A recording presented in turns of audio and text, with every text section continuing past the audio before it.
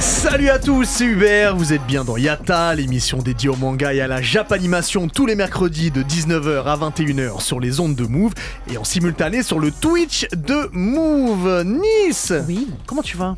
Bah ça va très bien et toi? Alors, je sais que c'est ton émission. Alors j'ai pas encore dit le thème qu'on va aborder aujourd'hui, mais je te cache pas que ça va très très bien. Bien sûr, parce que tu es notre Deku, notre Midoriya. Ouais, ok, d'accord. Moi, ok, j'aurais pris quelqu'un d'autre, mais d'accord, ok. Ah peut-être, mais l'admiration que tu voues à All Might. Voilà, c'est Je pense que les personnes qui nous donc écoutent All Might ont dans deviné. My Hero Academia. Oui, voilà, Ont oui, on a deviné dit le All Might, thème. My Hero Academia. Exactement. Animactu avec toi tout à l'heure. Toujours. Et 100% Kiyun. C'est vrai, c'est Oui, incroyable. pour les mangas. Je pense que ça va faire plaisir à notre invité. Diff, comment tu vas? Totalement, Max. Quel bail. Tu as la gourde de gare. Ouais, totalement. Il n'y a pas de sable. Il n'y a pas de sable dedans, d'accord. Je lui volerai un jour. Le Killer Beats tout à l'heure. Ouais, très intime, très deep.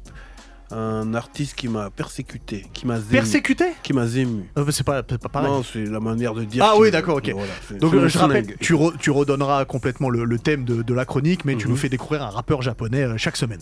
Ok. Il est... Ah non, t'es pas de retour du Japon en plus. Val, comment tu vas? Parce que C'est assez d'habitude, rare. Val est de retour du Japon. Ouais. Dunkerque. Nickel, de Dunkerque. Où j'étais chercher des pantalons. Mais Pantalon. Des pantalons. avec un PA, ouais. pardon. Le Nani avec toi? Ouais, un Nani un petit peu différent, qui sera plus un billet d'humeur, parce que comme j'ai déjà fait un Nani sur Horikoshi Sensei l'an passé, j'allais pas le refaire aujourd'hui pour la spéciale MHA. Il y a donc, toujours de la place pour Horikoshi, tu sais. Mais d'accord, ça marche. Ahmed Agne est avec nous, cofondateur des éditions Kiyun. T'es un peu chez toi ici, Agne. Ouais. J'ai dit Agne. Pardon. Je me sens bien en tout cas. Bah, tant mieux. Avec toi, on va fêter les 20 ans des éditions Kiyun. On va fêter aussi les 10 ans de My Hero Academia, même si malheureusement le manga est terminé au Japon, mais il reste 2 tomes à venir chez Kiyun. Hein. Il reste Le 40, 3 41, tomes. 3 tomes 41, 42. Le 42, oui, exactement. Et ben on va voir tout ça avec toi. Bonjour évidemment à tous ceux qui nous écoutent sur la radio et tous ceux qui nous regardent sur le Twitch. Avant qu'on commence, qu'on parte dans quelque chose... Yatta. J'ai un petit son, mon cher Maël, parce que c'est pour toi. C'est pas du tout ça. Avant tout ça, mon cher Maël, il y a un son basket. Parce que je vais vous expliquer ce qui s'est passé le week-end dernier. Je suis obligé, Maël, de commencer avec ça. Donc Maël qui a la réalisation avec nous, vous le voyez pas, il est derrière. Fan de basket. T'as le son, Maël, ou pas?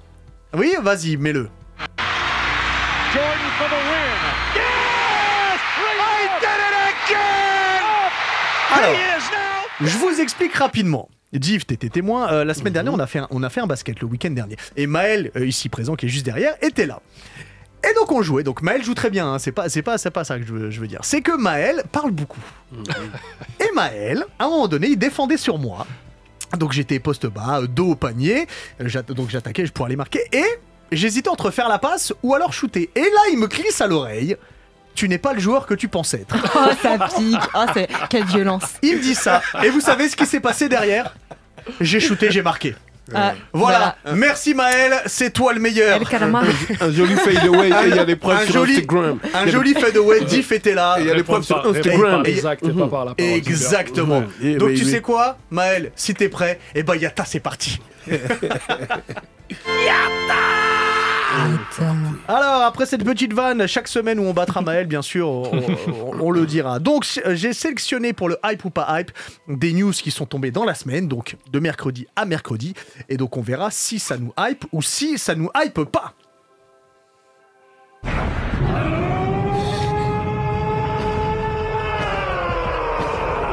Alors on spéculait dessus la semaine dernière et on sait enfin ce que va être ce fameux projet pour fêter les 15 ans de l'attaque des Titans. Ce sera pas un animé pour Before the Fall, mais un numéro spécial du Besatsu Shonen, donc le magazine où le manga L'attaque des Titans était prépublié. Il y aura le concours de popularité des personnages. Ce sera l'occasion aussi de revenir sur les différents aspects du manga. Il y aura une dizaine de pages dessus. Il y aura une couverture exclusive dessinée par Isayama lui-même. Plein d'autres choses. Ce sera pour le 6 novembre. Ma question, et je commencerai avec toi Ahmed, est-ce que c'est vraiment hypant de fêter 15 ans d'un manga avec ça? C'est un manga qui a marqué son époque en tout cas, donc fêter son 15e anniversaire, ça fait totalement sens. Maintenant, moi j'avoue que je suis plus hype par ce qu'il va faire après l'attaque des Titans que les célébrations autour du 15e anniversaire. Son onsen, le onsen, oui, mais surtout ce qu'il va faire en manga et est-ce qu'il va arriver à passer... C'est très difficile pour un auteur de manga qui a eu un succès aussi important. Souvent, quand on a un succès à cette échelle-là, on est l'homme d'une seule œuvre. Ouais. Est-ce qu'il va réussir à faire un truc aussi marquant après c'est dur. Ça me hype plus. Ok. Nice. En fait, c'est une sorte de wiki, quoi. On peut dire ça comme ça. Est-ce que je suis hypée ? Bah écoute... Je pense qu'on aurait pu faire encore plus gros pour les 15 ans, pour fêter un anniversaire. Maintenant, moi, je prends toujours, quand c'est l'attaque des Titans, un petit wiki qui parle des personnages, etc. Et puis, des nouveaux, peut-être, dessins de Isayama. Moi, je prends, tu vois. Maintenant, pour rebondir à ce que tu as dit, Ahmed, moi, j'espère que, comme Kishimoto, qui avait peut-être un peu teasé, pourquoi pas refaire un manga, si Isayama refait un manga, j'espère... je le redis parce que je l'avais dit la semaine d'avant, qu'il va se faire plaisir et que il va pas chercher à avoir la même fame, le même engouement qu'avec l'attaque des Titans, parce que là ça y est, il a fait son œuvre, l'œuvre de sa vie. C'est le moment pour lui de se faire plaisir. Je pense qu'il s'est fait plaisir avec l'attaque des Titans, mais il a eu beaucoup de pression, notamment avec la fin. Donc, moi je le vois bien faire un truc complètement à contre-pied, un peu à la Hirakawa Sensei après Full Metal qui avait fait Silver Spoon. Tu vois, le truc qui a absolument rien à voir. Je le vois bien faire un truc comme ça, mais on verra. Mais qui a cartonné au Japon. Oui. Val. Moi, je suis hypé sur la manière dont ça a été fait. Parce que, pour donner le contexte, ils ont, donc la Kodansha, a invité tous les lecteurs à relire l'intégrale de l'attaque des Titans en mettant gratuitement tous les chapitres. Ils ont même donné plein de chiffres rigolos en disant si vous voulez tout lire, parce qu'ils ont mis gratuit mais pendant 24 heures, si vous voulez tout lire, il faut lire 300 pages par heure. Bon courage, allez-y. Parce qu'à la fin, il y avait un vote dans l'appli Mangapoc pour choisir quel sera le chapitre qui sera réédité dans ce numéro collector. Donc il y a un chapitre qui sera republié. Et je trouve que c'est sympa d'essayer de faire un petit peu d'engouement et de mettre tout l'écosystème de la Kodansha ensemble autour de cette œuvre. C'est très malin, ça a généré plein de téléchargements, donc je trouve que c'est une bonne idée. Diff. Moi, pas hype. Merci. Comme il a dit, c'est juste sympa. C'est pas énorme, quoi. Et moi, Before the Fall en animé. Moi, il n'y a que le concret qui m'excite, tu vois. Donc, s'il balance un nouveau film spécial, le titan féminin, avec les... Il va y avoir un film. Toujours Annie. Il va y avoir un film qui va sortir, qui va... Bon, en fait, c'est juste la fin de l'animé, mais bon. Ouais, je pense qu'il n'y a que ça qui pourrait galvaniser le peuple. Mais les petits trucs... Nous, on veut des spin-off manga. Ça, c'est des chips. Par les météores de Pégase! On l'attendait en France, ce sera pour le 25 octobre, la final édition de Saint Seiya débarque donc chez Kana, nouvelle traduction, nouveau lettrage, nouvelle couverture, des dialogues et des dessins modifiés par Kurumada lui-même, plus des chapitres inédits, ce sera en 20 tomes. C'est un peu un respect qu'il y a pour Saint Seiya et ça nous fera du bien d'avoir cette version-là. Val, est-ce que ça te fait plaisir ? Alors avant d'avoir les détails, j'aurais dit non, parce que il y avait déjà une perfect. Et donc on disait, voilà, la finale, qu'est-ce qu'elle apporte ? Et en fait, ce qu'elle apporte pour les lecteurs français, c'est une qualité d'œuvre qui n'aura rien à voir, parce qu'en fait, avant, ils avaient que des scans écrasés des images, donc avec les textes japonais en dur sur l'image. Donc sur tous les motifs des armures, ils avaient dû gommer et dupliquer pour faire des trucs, et ça bavait, c'était pas terrible. Alors que là, ils ont des trucs vectorisés, des formats vectoriels avec des calques dans Photoshop. Donc là, ça sera le dessin super propre, sans aucun onomatopée. Et ça va nous permettre d'apprécier le dessin d'une meilleure manière. D'où tu sors toutes ces infos ? Parce que j'étais leur demander du coup, c'est quelle était la plus-value. Je te cache pas qu'on a quand même le meilleur journaliste manga d'Europe, donc oui, bon, il sait un peu ce qu'il fait. Plus. Ça te hype, mon cher Diff ? Ça me hype totalement. Toi, t'as déjà ressenti ton cosmos ? J'ai déjà ressenti mon cosmos. Moi aussi, tu vois. C'est totalement ça. Donc moi, en vrai, tout ce qui parle de Saint Seiya, ça va me hyper. En plus en 20 tomes, donc très bien. Ouais, je roule. Totalement hype. Ahmed. Ouais, moi c'est une série qui a particulièrement marqué mon enfance. Je suis d'ailleurs plus, je vais me faire pas des copains, mais je suis plus Team Saint Seiya que Dragon Ball. En Amérique du Sud, ils sont comme toi. C'est vrai ? Ouais. Vive les Américains du Sud. Voilà. Non, et du coup c'est un plaisir. Moi je suis quelqu'un qui relit beaucoup les séries. Ouais. en particulier celles qui m'ont marqué quand j'étais plus jeune, donc je la relirai avec plaisir dans ce format-là. Très bien, ça sera à partir du 25 octobre. Nice. Alors je vais vous décevoir. Tu vas pouvoir découvrir. Bah oui. Non, en fait, j'ai déjà commencé, mais en animé Saint Seiya. Oui. Et j'ai pas grandi avec, j'ai pas eu cette chance-là. Et puis moi, je lis énormément de mangas, mais du coup, les séries du passé passent un peu à la trappe. Et je me dis, c'est le moment. Quand je vois Div qui en parle à chaque fois depuis 2 ans que je le connais avec autant de passion, et même l'animé, il m'a fait plaisir, les musiques, tout ça. Mais c'est vrai que le manga, c'est pas comparable. Quand je vois les planches, grande tragédie grecque. Je sais. Et je me dis, allez, là, c'est peut-être le moment, c'est un signe de l'univers. Comment tu connaisses Iki. Il est important. Et tu vois qu'il y a des changements entre l'animé et le manga. Et d'ailleurs, on me dit dans l'oreillette que dans le chat, 70% sont hype pour cette final édition. Yeah, baby. Je savais que ça allait te faire plaisir, Diff. Quel est son secret? Et on avait entendu la rumeur d'une mise en chantier d'un jeu Cobra en 2023. Ça devait correspondre malheureusement avec le décès de Bushi. Et un premier teaser du jeu Cobra est sorti, qui s'appelle Space Adventure Cobra de Awakening. C'est développé par Magic Pocket, ce sera édité chez Microïd. On y voit Cobra évoluer dans un jeu de plateforme, scrolling horizontal, avec un décor et une animation, je trouve, très jeu mobile. Donc est-ce que ça vous hype ou est-ce que ça vous hype pas? Je commence avec toi, Nice. Oh, je vais faire la néophyte, la jeune, etc. Vous allez prendre un coup de vieux avec moi. Moi, j'ai pas grandi aussi avec Cobra. Et Cobra, ça me parle pas. Je pense que c'est vraiment de la nostalgie. Ce jeu, il a été créé pour les nostalgies de... Possible, oui, bien sûr. Qui ont grandi, qui ont connu Cobra. Après, avec aussi la mort du mangaka. Forcément, c'est une suite logique. Et de Jean-Paul Belmondo. Et ouais. Oui, il est mort avant, Belmondo. Mais, moi, j'ai trouvé, contrairement à ce que tu as dit, que c'était plutôt joli. Okay. Moi, tu me le files, tu me mets une bêta et je teste. Allez. Et je pense que ça peut être une bonne chose pour ceux qui, par exemple, ne connaissent pas le manga, de mettre une petite bêta, de faire connaître un peu l'univers comme ça et d'attirer peut-être de nouveaux lecteurs. Bon, je suis ambitieuse quand je dis ça, très ambitieuse. Mais ouais, c'est un petit coup de poker pour les nostalgiques, je pense. Voilà. Sinon, je suis pas hype. Ça sort sur PS5. Ce sera PS4, PS5, certainement Xbox aussi, et Switch. Ça sera cross. Moi, j'ai cru que c'était un jeu mobile. Ça a l'air d'être un jeu mobile. Non, je refuse. Moi, je trouve. T'as trouvé ça joli aussi un petit peu? J'ai pas vu le teaser en fait. Ah, bien. Je vous écoute. Ah, d'accord. Et c'est vous qui me teasez. Donc en vrai, pour moi, Cobra, ça mérite la PS5. D'accord, ça sortira aussi sur PS5. Le teaser est trop court pour juger, et surtout, il montre qu'un platformer à la Metroid.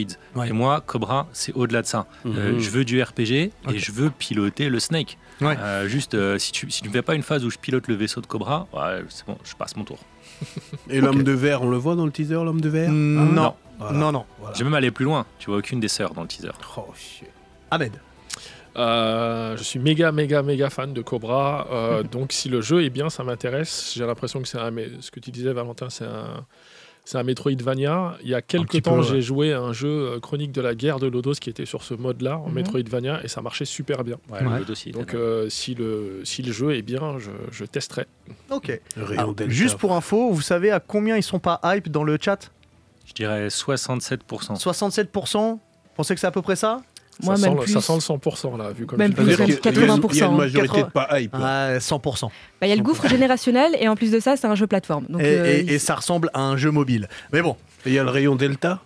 Il y a le rayon Delta, bah oui, on le voit dans le teaser. Bah, tu regarderas le teaser. C'est tout pour cette semaine. Yeah, baby. Ahmed, juste avant qu'on commence avec toi, mon cher Ahmed, j'ai oublié de vous dire qu'il y a des lots à gagner. Il y a des lots qui sont gracieusement offerts par Kiyun. Il y a tout un tas de packs manga à gagner. Pour l'en gagner, c'est très simple.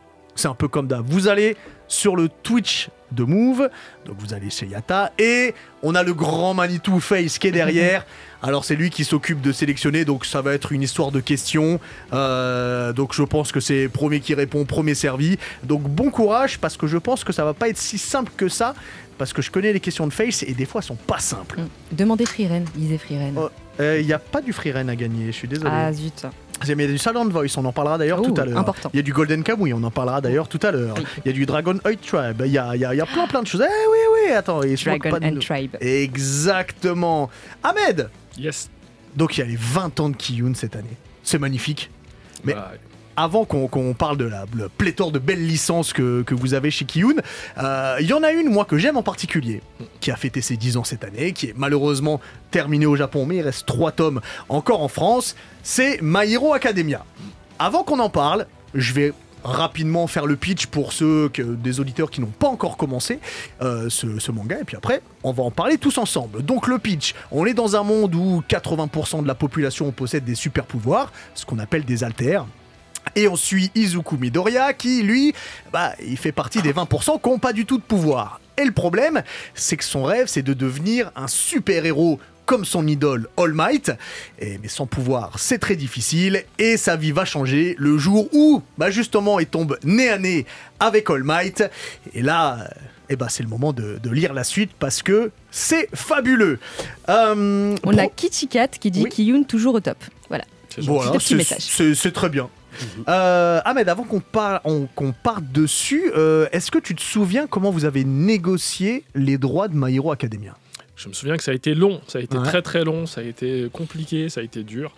Tu dois avoir du monde sur le dossier. Il y avait du monde sur le dossier. Les négociations ont commencé en 2015. D'accord, donc un an après la sortie. Ouais. Et on a sorti, nous, en avril 2016, les 2 premiers tomes, donc ça a duré quasiment 1 an et demi. Ouais. Ah oui, tu voulais dire un truc Ouais, je voulais rebondir là-dessus.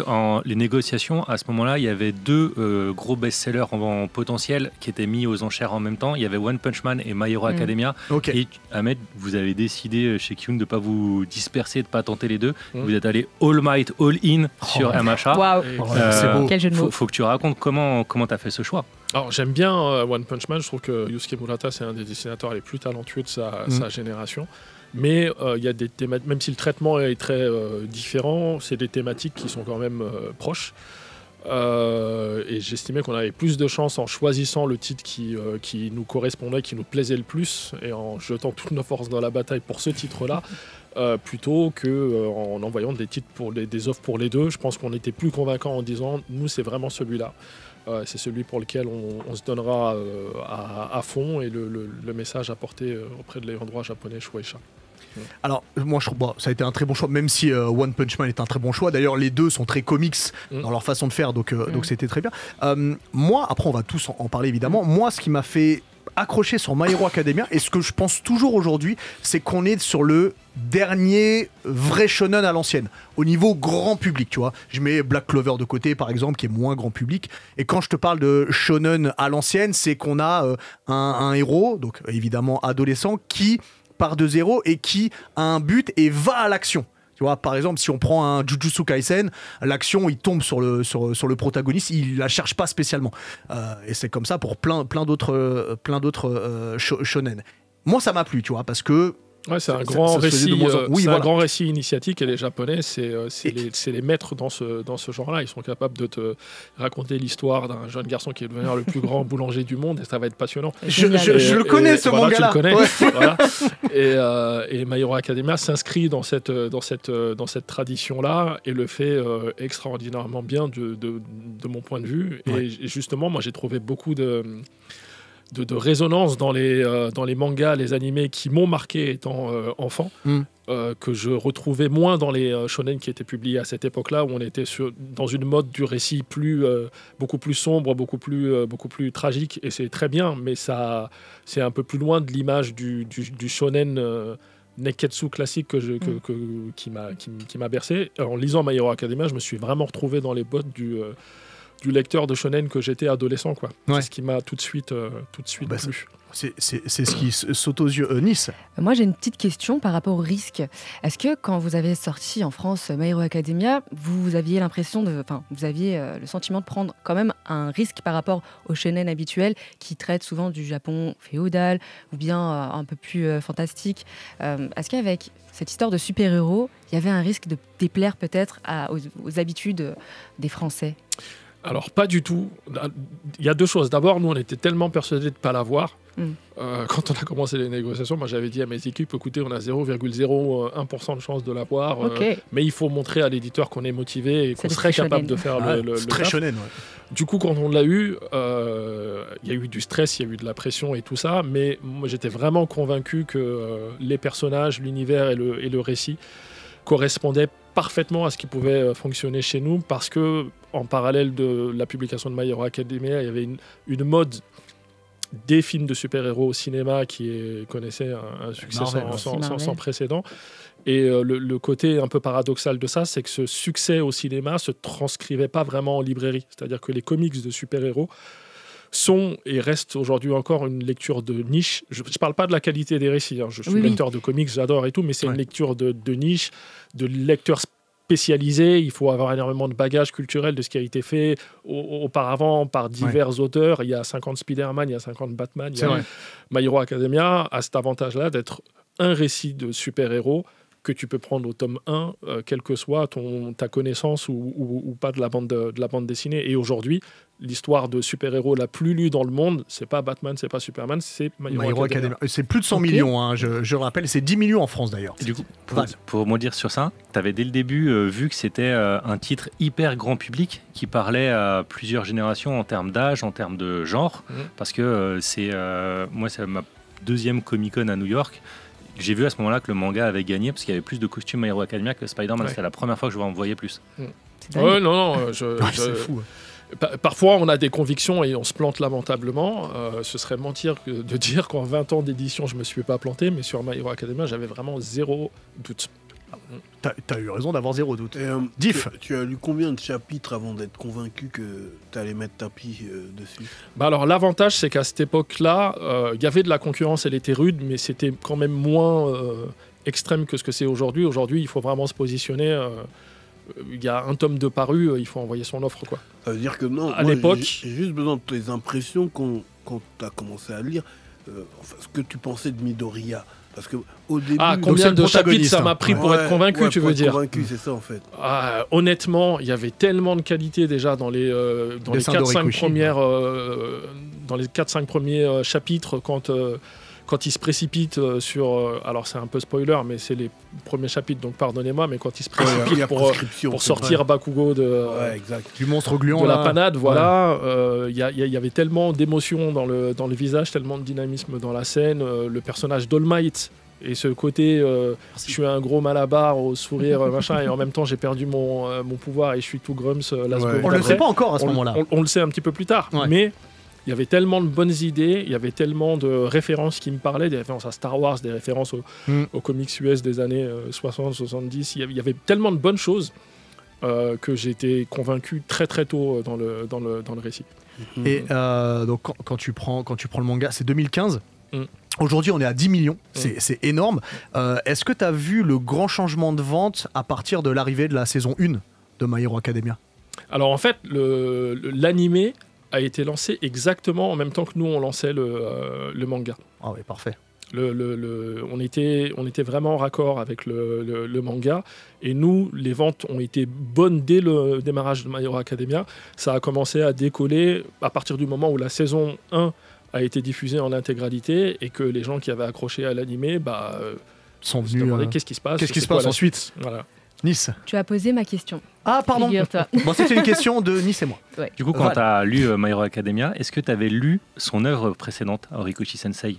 J'avais lu, avant de me positionner de façon sur un manga du Jump, je regarde toujours ce que l'auteur a fait avant, parce que dans les échecs des auteurs du Jump, tu trouves aussi des indices de potentiel, de leur force, de leur talent. Donc j'avais lu Crazy Zo, j'avais lu Barrage avant My Hero Academia, et effectivement il y a plein de choses qu'on retrouve dans ces deux mangas-là, même s'ils n'ont pas fonctionné commercialement au Japon, on retrouve plein de germes, de graines de ce qui a fait le succès de MHA après. Cette folie de repartir sur quelque chose qui existe, mais de le traiter tellement différemment et de nous amener le lecteur là où on s'y attend pas. Ouais. Et puis c'était la série de la dernière chance pour lui aussi. Et il l'a dessiné dans cet esprit-là, parce qu'il avait déjà...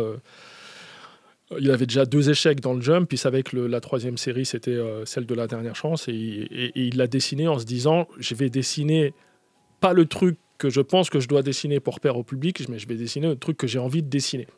Et c'est un carton total.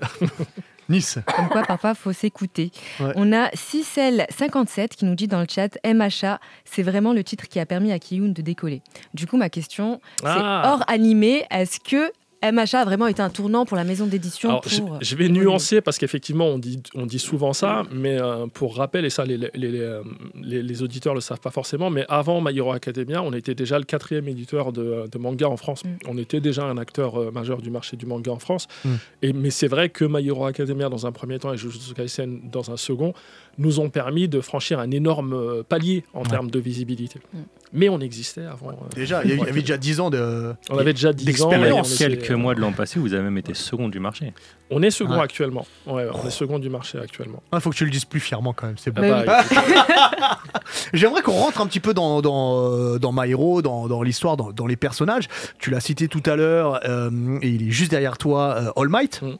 Qui moi, pour ceux qui ont l'habitude d'écouter, c'est pas du tout un spoil, mais c'est mon 2e personnage préféré all time, tout manga confondu. All time carrément. Ouais, all time. Mais c'est qui du coup c'est Goku. Goku est un enfin Goku Z, Goku super, je ne le calcule pas, mais bon, ça c'est encore autre chose. Pour plein de raisons, parce que on est sur un personnage et c'est pour ça que c'est mon personnage préféré, et c'est aussi ça qui m'a fait vraiment accrocher à My Hero, c'est qu'on est sur un personnage qui n'a plus son pouvoir d'antan. Qui reste à son poste parce que c'est lui qui a changé complètement la face du monde, en tout cas qui a complètement changé la criminalité au Japon. Quand il a pris ses fonctions de super-héros, c'était, je vais être poli, c'était le bazar au Japon. Il est arrivé, la criminalité est baissée à 15% ou à 10%. C'est un symbole de la paix, comme il aime à s'appeler. Et puis ce qui est formidable avec lui, c'est que au-delà de sa carrure de très Schwarzenegger, Malabar, 2 mètres, tout en muscles, il a toujours le sourire. C'est-à-dire que dès qu'il arrive, c'est pas rassurant pour sa force, c'est rassurant pour son sourire, en se disant, non seulement il gagne, mais il est tellement au-dessus que il pourra jamais rien nous arriver. Et c'est ça qui est beau, ce qu'il essaie de le garder le plus longtemps possible. Et je le trouve vraiment touchant, malgré ce qui se passe la suite pour lui. Et c'est pour ça que je trouve que c'est peut-être le personnage le mieux développé du manga. C'est mon avis, ça veut pas dire que c'est vraiment le cas, mais en tout cas c'est pour ça. Tu voulais dire un truc quand tu dis il arrive justement, il rassure les gens avec son sourire, et il dit aussi la cavalerie arrive. Cavalerie All Might est là. C'est vrai. Il se personnifie pas lui-même en fait, et c'est ça qui est génial parce que on verra plus tard dans l'histoire, mais il y a des choses qui se répètent, et All Might c'est un passeur.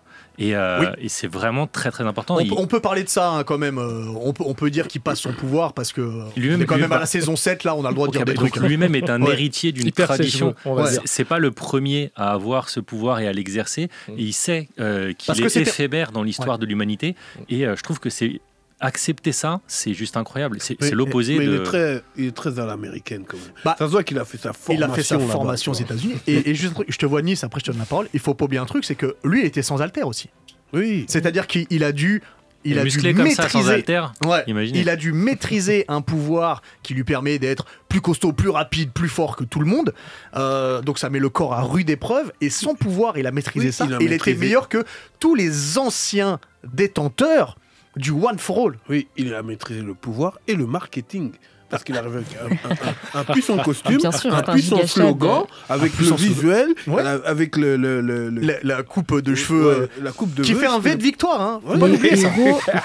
Tu vois, je peux rebondir sur ce que tu viens de dire. Parce qu'en fait, c'est un manga d'héros, on est d'accord ? Le héros principal, All Might, entre guillemets, même si c'est pas le personnage principal au final. Sur les premiers chapitres. Voilà. Mais le héros principal, le plus fort, au final, c'est un anti-héros. C'est ça que je trouve incroyable. Pourquoi c'est un anti-héros ? Parce qu'un anti-héros, c'est pas juste un méchant ou quoi que ce soit, pas du tout. Tu parles de qui en personnage le plus fort ? All Might. Non, quand je dis le plus fort, je veux dire au début, tu sais, All Might, c'est vraiment le... Je pensais que tu disais, mais quelqu'un de plus fort que lui. Non, du tout, je parle de All Might. Ahmed. Ahmed est plus fort. J'aimerais bien. Vas-y, Yanis. Mais du coup, c'est censé être le personnage le plus respecté, le plus fort, etc. Et au final, derrière, il y a quand même au début du manga une certaine déception parce que quand on voit son vrai visage qu'il est derrière, ça devient un anti-héros. Un anti-héros, il peut le devenir en décevant par rapport à ne serait-ce que son physique. Il peut décevoir par rapport à sa morale, par rapport à son cynisme, etc. Mais juste ça, le fait que physiquement, ça soit pas le héros qui reste pas dans l'image du héros fort et qui a la morale la plus noble, etc. Je trouve que c'est beau d'avoir un manga avec comme sujet le héros et mettre un anti-héros. Et le truc, c'est qu'il est très vite mis de côté, tu vois, et ça a été un peu une frustration au début. C'est que mon personnage préféré est le mec qui est censé être le plus fort, parce qu'il faut avouer, donc il y a un classement des héros, il est premier, mais il n'est pas premier de justesse. Il y a un gap énorme entre lui et Endeavor qui est deuxième. C'est là où il se passe le contraste, c'est-à-dire que tu le vois comme un héros et puis il passe de Schwarzenegger à Snoop Dogg qui saigne du nez. Qui saigne du nez, oui. Crache du sang aussi. Et moi, j'ai trouvé ça magnifique, tu vois, le fait que c'est moi le héros, mais regarde, en vrai, je suis en galère. Tu vois. Alors, on peut le dire. Oui, vas-y. Ça, c'est l'épisode 1, il n'y a pas de spoil. Non, mais ils sont à la saison 7, là, on peut en parler quand même. Alors, moi, je parle pas beaucoup parce que j'ai peur de spoiler, du coup. Ne parlons pas de la fin du manga. Est-ce que tu es à jour d'abord? Tu es à jour? Ah oui, bien sûr, oui. Enfin, je suis à jour. Non, c'est fini maintenant. Oui. Donc, tu es à jour. Vas-y. La fin du manga, à cet égard, boucle extraordinairement bien. Je trouve aussi. On finira là-dessus. Mais je trouve que c'est une très belle fin. Et c'est un personnage qui est au centre d'une des scènes qui est les plus puissantes du manga aussi, sans trop spoiler là aussi, qui est celle du passage de témoin. Et je trouve que le passage de témoin, il est d'une puissance émotionnelle et graphique extraordinaire. Est-ce que on parle de la même scène? Est-ce que on parle du pointage de mais voilà, d'accord. Bon, écoute, je voulais attendre, mais scène, exprime-toi, mon gars. Je voulais attendre. On le fait tous. On regarde la caméra. Alors pour décrire la scène à tout le monde, parce que moi c'est peut-être ma scène préférée de tout My Hero Academia. Puisque All Might est blessé parce que son némésis qui est All for One l'avait blessé lors d'un combat qu'ils avaient eu, et il y a la revanche qui se passe, mais sauf que All Might, à cause de sa blessure, ne peut plus se transformer en All Might. Il reste en Togashi tout maigre, sans pouvoir. Et donc il se transforme une dernière fois, mais le monde ne sait pas qu'il peut plus se transformer.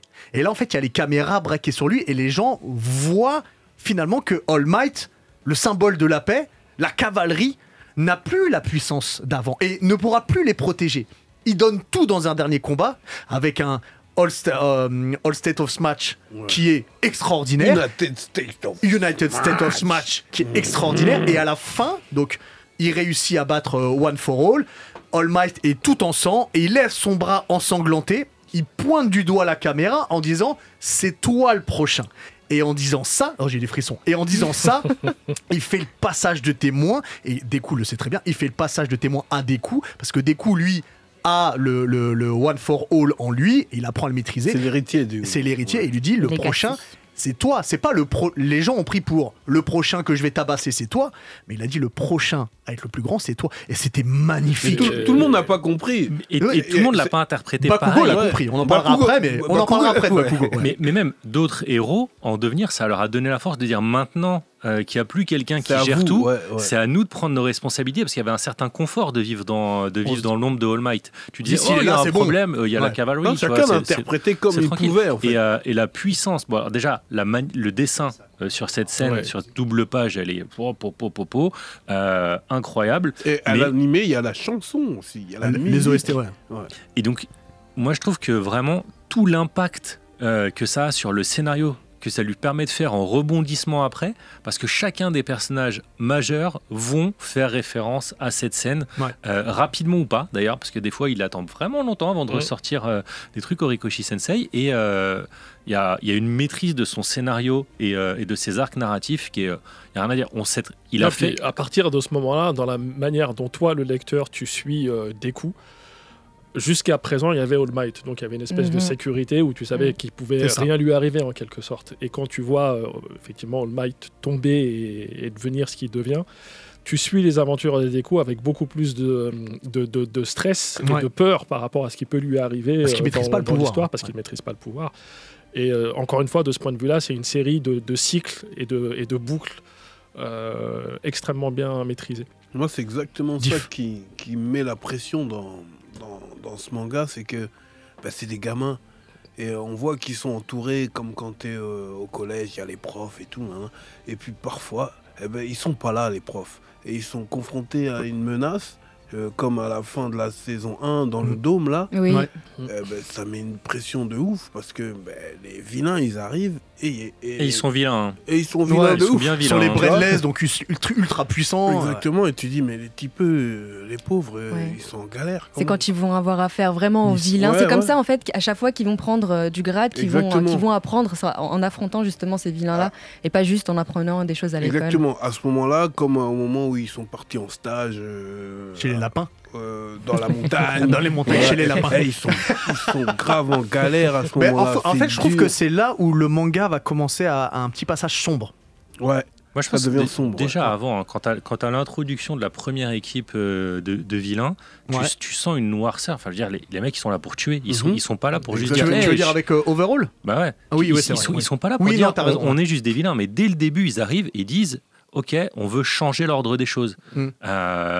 C'est des révolutionnaires pour plein de raisons et chacun pour des raisons différentes d'ailleurs. Et c'est ça qui est génial parce que là encore, Horikoshi va tout exploiter. Et des raisons qu'on peut entendre en plus. Et des raisons. Oui, c'est pas manichéen. Pas juste je suis méchant pour être méchant. Et donc on est là, on se dit waouh, c'est hyper sombre en fait. On passe de My Hero Academia manga tout public à un truc super sombre et avec des phases à nouveau tout public et on est confronté à une réalité. Bah, tu vois, pour rebondir là-dessus, et ce que tu disais aussi, Ahmed, sur que les méchants ne sont pas manichéens, tu vois, il y a un méchant, Stein, c'est l'exemple parfait. On parle de quelqu'un qui avait peut-être la prétention de devenir un héros et a été complètement dégoûté de cette organisation. Alors, si vous n'avez pas lu le manga, c'est-à-dire que les héros vont à l'école des héros, les profs, ce sont des héros, et après, tu as ta licence et tu peux devenir un héros. Sans licence, tu peux pas. Un héros officiel. Un héros officiel, exactement. Et en fait, Stein a été dégoûté parce qu'il trouvait que les héros étaient là juste pour la fame, au lieu de défendre les gens. C'est pour ça que ce méchant-là, il y a tout un arc autour de lui qui, je trouve, est très bon, n'a de respect que pour une seule personne. Il n'a de respect que pour All Might. Ouais. Tu vois ? Et c'est le seul où il attaquera pas. Alors que les autres, il a quand même tué 17 héros, je crois. C'est le tueur de héros. Ça dépend du moment. Ouais, ça dépend du moment, pardon. Mais, et puis surtout, bon, vous n'êtes pas là, mais à un moment donné, il va quand même être utile à All Might pour quelque chose. Donc, on a des vilains qui sont... un certain charisme et on est d'accord ou pas, mais on certaines réflexions. C'est là que le manga est intelligent, c'est que sans arrêt il interroge, c'est pas juste les héros sont les gentils, les vilains sont les méchants, ça interroge sur ce que c'est que d'être un héros, sur ce qu'on compromet parfois en étant héros, sur ce système dans My Hero Academia de classement, des héros, d'idolâtrie des héros et on sent qu'il a une grande culture comics aussi, parce que c'est quelque chose qui est très prégnant dans le comics de super-héros, cette interrogation de ce que c'est qu'un héros et de ce que ça implique et de ce que ça peut pervertir dans le caractère humain. Et il fait ça très bien. Mais vas-y. Vas-y, non, attends, il y a Nice qui avait une question d'abord, après je te donne la parole. Ça sera rapide, du coup, parce que tu as dit la moitié de ce que j'allais dire. Moi, je parlais plutôt aussi des vilains. Il se sert beaucoup des vilains pour pointer des problèmes politiques, on est d'accord sur ça, sur aussi la façon dont un enfant il va être dirigé, accompagné. Il suffit d'un mauvais mentor. On l'a vu avec All for One et Shigaraki. C'était compliqué. Un enfant qui a un alter. Après, Shigaraki, c'était déjà avec ses parents. Donc, c'est le grand méchant de l'histoire, en fait, Shigaraki. Enfin, le deuxième grand méchant de l'histoire. Et sa grand-mère. Bien sûr. Mais en fait, un enfant qui n'apprend pas à gérer son alter, il suffit que tu sois né quand même de naissance avec un alter qui détruit ou qui peut faire du mal si t'as pas d'accompagnement. Donc en fait, ça peut parler aussi d'enfants comme ça qui ont des traumas ou des vies pas faciles qui finissent méchants, vilains, ou qui finissent dans la vraie vie, ça finit en prison ou ça finit en HP, tu vois. Très honnêtement. Donc, ah bah là, oui, surtout là. Continue. Tu remets en question. J'allais dire quelque chose, mais non, vas-y. Au final, le lecteur se remet en question par rapport au vilain et se dit mais oui, mais est-ce que j'aurais fait, comment j'aurais fait moi, est-ce que j'aurais fait pareil? Donc voilà. Je pense qu'une autre des grandeurs de My Hero Academia, en tout cas qui moi m'a fait me dire il y a vraiment du génie dans cette œuvre, c'est les 3/4 des pouvoirs, tu les donnes à n'importe qui sans le contexte. On va dire, c'est un pouvoir bidon. Il arrive à exploiter ça. C'est un peu ce qu'on retrouve dans One Piece avec les fruits du démon, parce qu'il y a certains fruits où tu dis, qu'est-ce qu'il va faire de ce fruit tout pourri?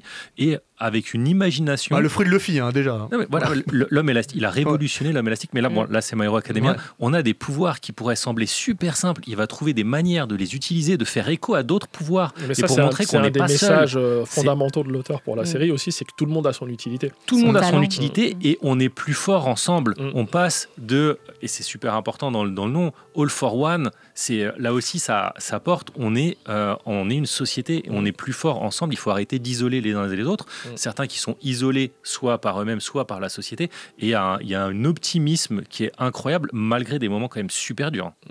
Moi je trouve que tu as décrit totalement une personne, le million. Exact. Donc on parlait de personnage préféré. Moi c'est mon perso préféré. Moi c'est mon deuxième. Donc parce qu'on parle sur un perso. Un perso qui a un pouvoir qui est un peu nul, il traverse les choses. De base, ça a l'air nul. Et il s'est tellement entraîné.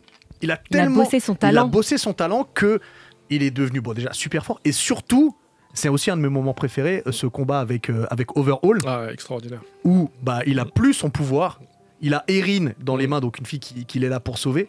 Il se bat avec Overhaul sans pouvoir. Et en protégeant Erin, c'est magnifique. Mais on retombe dans le message, enfin dans les messages qu'Horikoshi veut nous dire. C'est, regardez, vous n'avez pas besoin d'un pouvoir pour être un héros. Ouais. Et je pense qu'à ce moment-là de l'histoire, tu dis, ok, j'ai pas besoin de plus en fait. Il aurait pu finir deux chapitres après. Franchement, on aurait déjà été sur une œuvre. C'est dommage, on peut pas parler de la fin. Il faudra qu'on refasse une émission quand la fin sera en France, parce que tout le monde aura tout vu. Parce que la France la fin de ce point de vue-là, elle conclut. On peut en parler en off si tu veux. Mais Ahmed, moi j'ai une question du coup. Pourquoi le 1 million, je l'appelle 1 million. Pourquoi c'est ton personnage préféré? C'est pas le ça. Million. Le million, je l'appelle 1 million. D'abord, il a un design complètement improbable avec sa tête de Tintin là, voilà. Et puis c'est l'héritier naturel d'All Might. Bien sûr. Si, c'est l'héritier naturel d'All Might. Parce que il était prévu pour. Et à ce moment-là du récit, tu te dis presque, mais en fait, ce gars-là, c'est le héros, quoi. Il est extraordinaire il a toujours le sourire. C'est All Might. C'est All Might Junior. C'est presque triste pour lui. Mais justement, c'est ça. Alors là, c'est sa force. C'est du spoil là, mais. Non, ça va, on est à la saison 7 là. Non, son dénouement un petit peu tragique me fait aimer le personnage encore plus. Mais si c'était vraiment lui l'héritier. C'est lui l'héritier. Eh ben All Might, il l'aurait donné à lui. Oui, mais il l'a pas rencontré. Non, All Might ne l'a pas rencontré parce que Nat High, donc qui était le binôme d'All Might, lui a dit j'ai quelqu'un qui peut être ton héritier. Entre-temps, il a rencontré Deku. Mais c'est totalement on va pas faire un what if. Okay.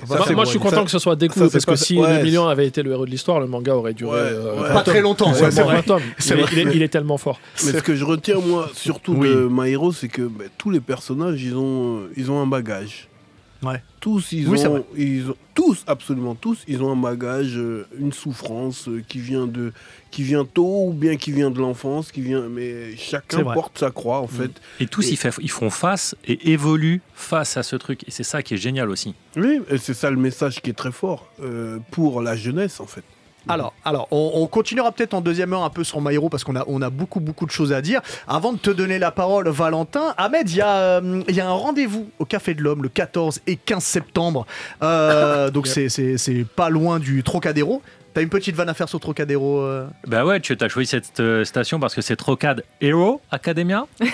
Comment ça se passe? On me l'avait pas fait. Donc du coup, là-bas, on pourra retrouver des planches du manga, on pourra retrouver une grande reproduction du tome 1 qu'on voit derrière toi. Ouais, vas-y. En fait, comme le manga a passé ce cap symbolique de 10 millions d'exemplaires vendus et que c'est assez extraordinaire à l'échelle du marché français, c'est que la 5e série qui réussit à faire ça de toute l'histoire du manga en France. C'est ouf. Et c'est donc le 5e manga le plus vendu de l'histoire en France, alors qu'il est publié que depuis 8 ans, depuis 2016 en France, donc c'est assez dingue. On avait envie de faire un événement pour fêter ça et puis pour montrer aussi au monde entier que la France aime particulièrement bien My Hero Academia. On a un regard qui est souvent tourné vers les États-Unis. On a des auteurs qui vont souvent aux États-Unis. Et malgré notre place de deuxième marché du manga à l'échelle du monde, on a parfois l'impression en tant que Français qu'on passe un peu après les autres, quoi. Nous, on avait envie de marquer le coup et de faire un truc dans un endroit emblématique en montrant, voilà, nous, la France, on est le deuxième pays de My Hero Academia dans le monde après le Japon, ce qui est vrai en chiffres et en nombre de fans. Et donc 14 et 15 septembre, on en reparlera évidemment d'ici là. Val, c'est un Nani aujourd'hui. Un Nani spécial, yes. C'est écoute, parti. Je t'en prie. Bonjour à toutes et à tous, c'est parti pour Nani, la chronique qui vous raconte des infos, contextes, anecdotes. Mais aujourd'hui, fuck it, j'ai déjà parlé d'Horikoshi Sensei, alors ça sera la chronique coup de gueule. Parce que combien de fois j'ai entendu, avec la fin du inséré titre d'un best-seller, c'est la fin du Jump ou c'est la fin de telle maison d'édition. Alors forcément, avec l'annonce de la fin de My Hero Academia et Jujutsu Kaisen, deux des plus gros succès des dernières années, la petite musique est revenue avec persistance. Et tout de suite, stop, non, c'est absolument pas la fin. Ni la fin de My Hero Academia, ni Jujutsu Kaisen ne signifie la fin du Weekly Shonen Jump, et encore moins celle des éditions Kiun. Et je vais vous expliquer pourquoi. Eh ouais, c'est une sonnerie d'école parce que la leçon commence maintenant. À tout seigneur, tout honneur, on va commencer par le Weekly Shonen Jump parce que depuis 25 ans, les oiseaux de mauvaise augure ont prédit sa fin à peu près tous les 3 ans. Oui, c'est la fin, c'est foutu. Et on n'a pas attendu la fin de My Hero Academia ou Jujutsu Kaisen pour avoir ces prédictions. Nous sommes le 18 mai 1995. Le Book Diff, Diffune, à l'époque, sort son premier EP. Et Hub, lui, sort du McDo de Torcy. C'est décidé. Aujourd'hui, il attaque le challenge de faire le Nakatomi Plaza en Lego. Déjà une stature de grands hommes. Nice, pour sa part, était comme les poissons de la cantine, c'est-à-dire pané. Ah merde, je me trompe d'histoire. Nous sommes en 1995. Dragon Ball et Slam Dunk tirent leur révérence d'une jump. C'est une catastrophe, annoncent les Taro Junpei. Taro Junpei ? Ouais, Hubert, Taro Junpei, c'est les Jean Kevin, mais au Japon. Okay. Tac! Et objection, les Taro Junpei, vous dites du caca parce que Kenshin a pris du volume, Yu-Gi-Oh! Débarque et un petit titre sans prétention arrive, un petit titre qui s'appelle One Piece. Mangez vos morts. D'ailleurs, on parle souvent début 2000 du second âge d'or du Jump avec El Famoso Big Tree, One Piece, Naruto, Bleach, mais les années 2000, c'est aussi Hikaru no Go, 25 millions de ventes, Death Note, 30 millions de ventes, Eishil 21, 26 millions de ventes, ils auraient pu faire 21 pour la classe. Prince of Tennis, 60 millions de ventes. Shaman King, 40 millions. Ending story. Et ouais, c'est l'histoire sans fin du cycle du manga qui cartonne. Et parce que dès le milieu des années 2010, on a encore une nouvelle relève. IQ, 60 millions. My Hero Academia, donc les 100 millions comme on vient de le dire. Promised Neverland, 42. Jujutsu Kaisen, 92, bientôt le 100, ça va pas traîner, ou Demon Slayer, et c'est 150 millions de tomes vendus. Et là, Hubert, tu te demandes, d'où vient ce mythe de... Mon cher Val, mais d'où vient ce mythe du déclin du Shonen Jump ? Eh je pense que c'est un cocktail de plein de facteurs différents, avec un petit arrière-goût de caca. La première, c'est tout simplement une histoire de goût. On grandit, on mûrit, et on ne trouve plus son bonheur dans les nouveaux titres du Jump. On passe au seinen, au josei ou à autre chose, et on se dit, si moi j'aime plus personne n'aime, parce qu'on est un peu teubé. Mais il faut pas oublier que le lectorat se renouvelle et le cœur de cible du Jump, ça reste quand même les collégiens avant tout. Donc un nouveau lectorat arrive et ça marche. Une autre raison, c'est une interprétation un peu erronée des chiffres de vente. En effet, on retient surtout l'érosion de la circulation du magazine. Or, on est passé à des ventes d'un pic de 8 millions d'exemplaires à un peu moins d'1 million aujourd'hui, ce qui reste quand même énorme. Mais il y a eu 2 shifts.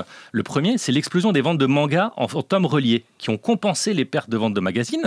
Avec le boom de l'économie et malgré la crise des années 2000, on est passé d'une économie de magazines à une économie de tomes reliés. Et le second, c'est le passage au numérique où les ventes aujourd'hui représentent 30% des ventes de mangas au Japon.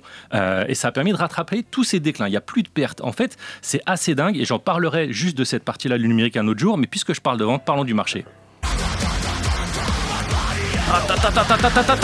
Des chiffres dans tous les sens. En 95, le marché du manga, c'était 586 milliards de yens, 3,7 milliards d'euros en gros. En 2014, on était à 2,8 milliards et en 2020, 3,8 milliards. Mieux, en 2023, on est à 4,4 milliards. Bref, un marché qui n'est pas vraiment en déclin. Et du coup, dans le manga game, donc ça pèse, mais la Shueisha dans tout ça. Eh la Shueisha, ça va bien pour eux, merci de demander. Sur la période de 2014 à 2023, la revenu de la division publishing, donc je ne parle pas des produits dérivés, sont passés de 122 milliards de yens à 205 milliards de yens. Et si on prend en compte justement tous les produits dérivés, je peux vous dire que la vie, elle est belle. Et le marché français, on peut se poser la question.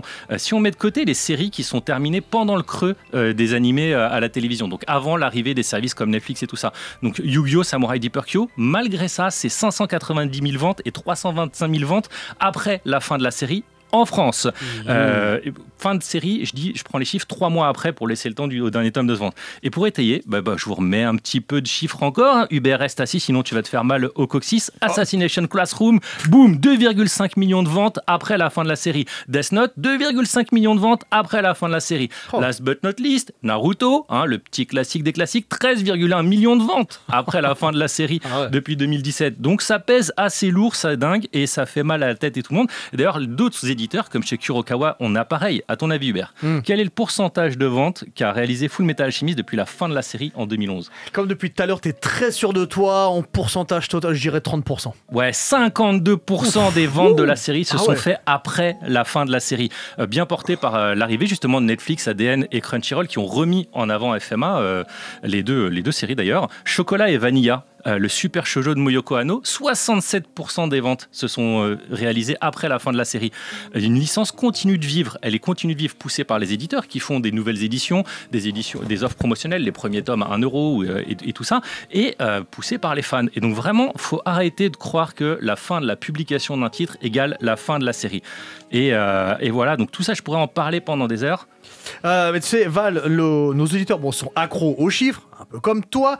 Et moi aussi, j'ai un chiffre. Normalement, ta chronique, Val, c'est 6 minutes. Ok, alors, pour conclure, les Nostradamus du manga game, arrêtez de crier à la fin du monde.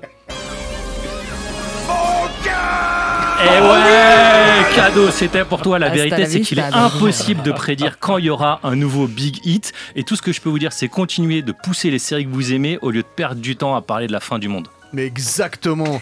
Valentin, bravo. En acting chronique, t'es de plus en plus bon là. T'as vu ? Là c'est très très fort. Et merci. Très pertinent parce que je ne compte plus le nombre de gens qui viennent me regarder avec le regard un peu compatissant et qui me tapent sur l'épaule en me disant ça va aller. Ouais, vous inquiétez pas pour moi. Il te dit ça pour la fin de My Hero et la fin de Jujutsu Kaisen qui arrive. Mais effectivement, Valentin vient de l'expliquer, ça marche pas comme ça. Les séries continuent de vivre très longtemps, c'est des classiques.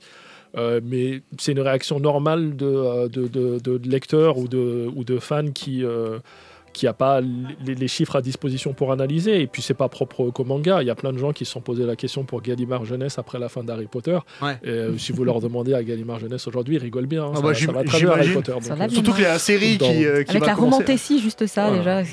Dans 10 ans, on vendra encore du My Hero Academia. Dans 10 ans, on vendra encore du Jujutsu Kaisen. Et puis, on n'a pas perdu notre temps entre-temps. On a planté plein de nouvelles graines et de séries dont on parlera peut-être après. Les carnets de l'apothicaire, Frieren, qui se portent très très bien. Alors là, tu sais pas à quel point t'as fait plaisir à Nice. Je suis une grande fan de Frieren. Là, t'as cité les deux. Et j'essaye de les convertir, mais c'est dur. Un jour, on fera une émission full Frieren. J'espère que tu seras là. Avec grand plaisir. Et puis, on avait reçu Yochiba, parce qu'il y a pour Kindergarten Wars, puisque je pense qu'un animé va arriver dans pas longtemps, vu que déjà, il était dans le top 9 des animés les plus vendus. Et même sans attendre l'animé, c'est déjà le lancement manga le plus important de l'année 2024 en France. Donc il y a des beaux jours pour Kiyun. Alors j'aimerais qu'on continue un petit peu. Il nous reste 3 petites minutes. Peut-être qu'on a encore des trucs à dire sur My Hero. T'es venu avec un dossier de presse. My Hero, alors ça c'est lié à l'événement justement qui va se dérouler au Café de l'Homme sur la place du Trocadéro ce week-end. C'est qu'on va distribuer aux fans de My Hero Academia qui seront présents un portfolio. Si tu veux, t'as une caméra en face de toi, si tu veux la montrer en même temps. J'aurais dû mieux m'habiller alors. Ou si tu veux, je le montre et tu parles. Tu fais comme tu veux. Vas-y, d'accord, ok. Ça mieux, quoi. Non, mais t'es classe, frère. Non, il est classe. Un portfolio de 10 illustrations du manga avec les personnages emblématiques de la série qui sera remis gratuitement à tous les gens qui viendront à cet événement qui est gratuit de base déjà. On n'a pas parlé de lui. On parlera de Choto tout à l'heure. Voilà. C'est pour tout le monde, ce ne sera pas pour les 20 premiers par exemple. Non, c'est pour tout le monde. C'est des très beaux ex-libris imprimés sur du beau papier. C'est coloré. Alors je confirme que le papier est beau. Hein. Et il est cartonné et bon après les autres vous les verrez. Vous les verrez directement. Il faut venir. Aussi des petits marque-pages. Il est chic le bail. Je pourrais l'avoir. Je sais pas, vous vous débrouillez. Il y en a un. Je le récupère. Faut que tu vois avec Ahmed, mais le problème c'est que c'est à côté de moi quoi. Okay. Non, donc voilà. En tout cas, l'idée c'est de dire merci aux fans aussi. Donc tous les gens qui viennent repartiront avec un joli cadeau gratuit. Tiens. Merci. Et c'est ça qui est beau, quand le cadeau est totalement gratuit. À quel moment on parle de Bakugo ? Écoute, tu vois, on va partir en pause musicale dans 1 minute. Ouais, donc, je pense que commencer Bakugo maintenant, juste pour dire, des fois il est énervé, mais en fait, non, il est pas trop comme ça. énervé, c'est trop.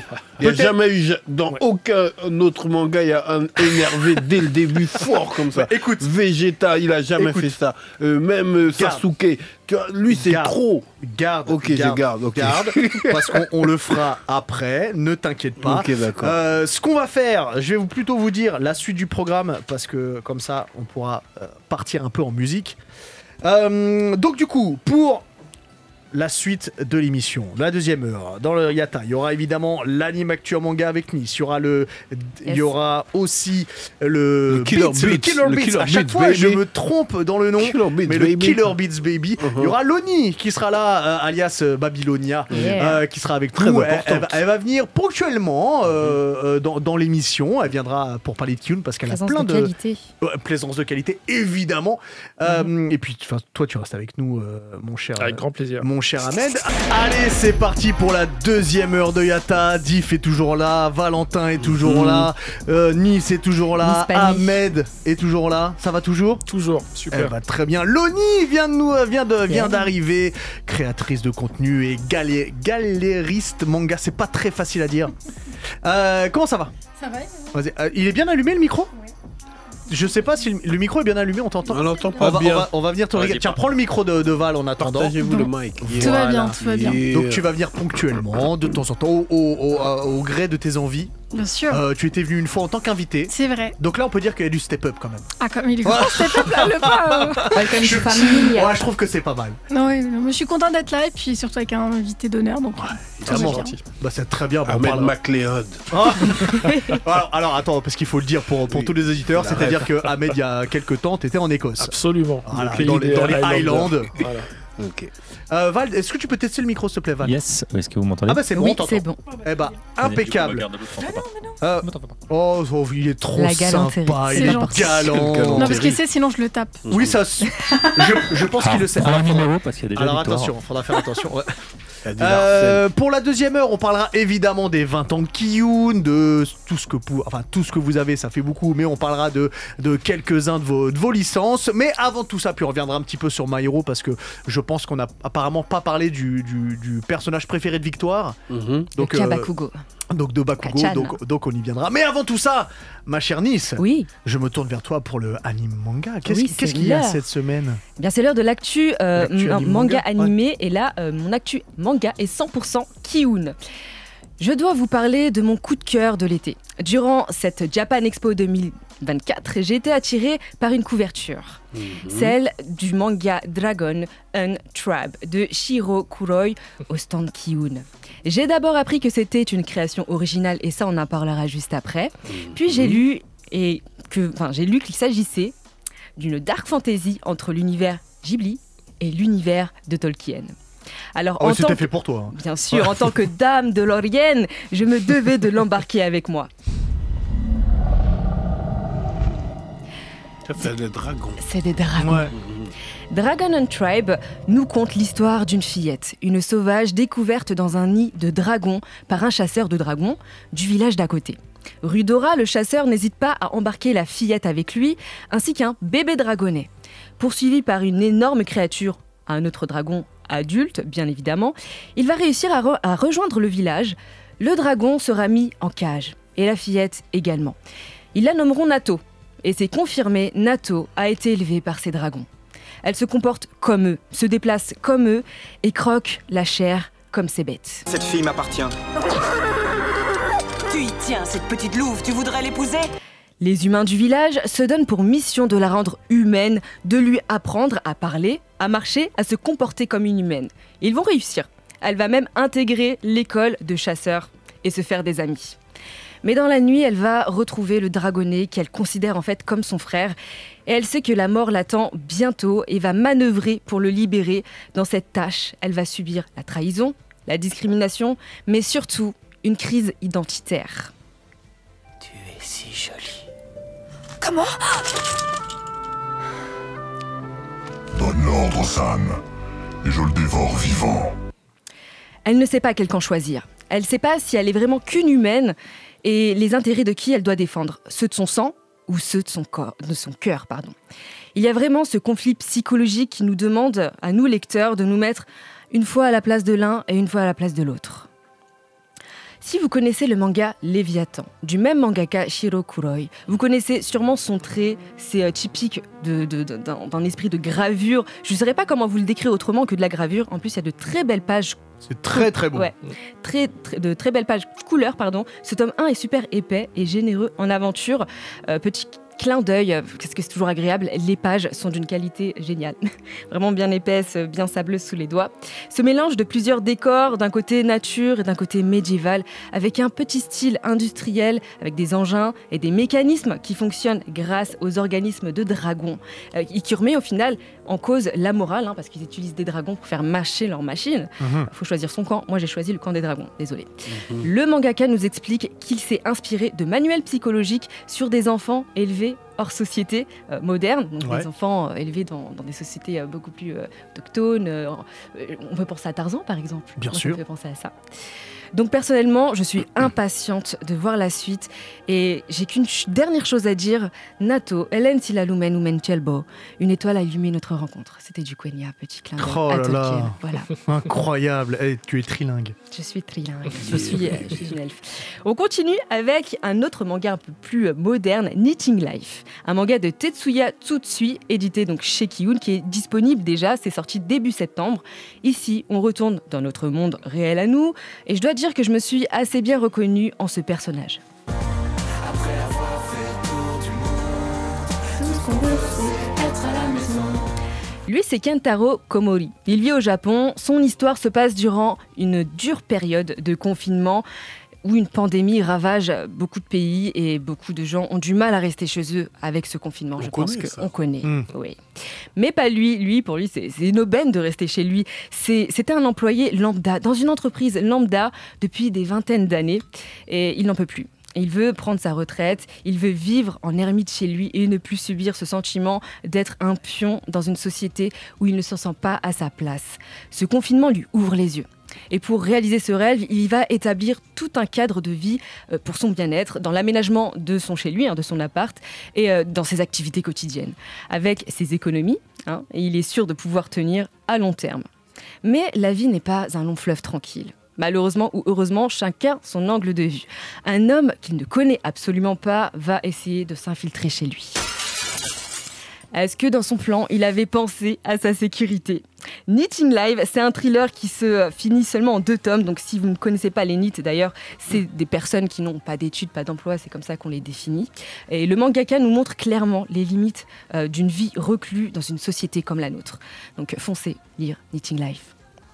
On passe à l'actu. Animé. C'est parti. Vous connaissez peut-être Uzumaki. Et là, je ne vous parle pas du clan avec les cheveux rouges. Non. Je vous parle de l'adaptation de la série animée en 4 épisodes du manga Uzumaki de Junji Ito. Le manga d'horreur. Très sombre. Très sombre. Très horrifique. Ça fait peur. Ça fait peur. Un petit peu. C'est angoissant en fait, c'est malaisant aussi. Très malaisant. Comme on nous l'avait promis, cette série sera exclusivement en noir et blanc. C'est comme si on plongeait en fait finalement dans le manga. Rendez-vous sur la plateforme Max à partir du 28 septembre pour découvrir cette série. Cette ville en fait de Kurozu, maudite par les Uzumaki, des spirales angoissantes à travers les objets et les corps. C'est ça qui est malaisant. Et pour finir...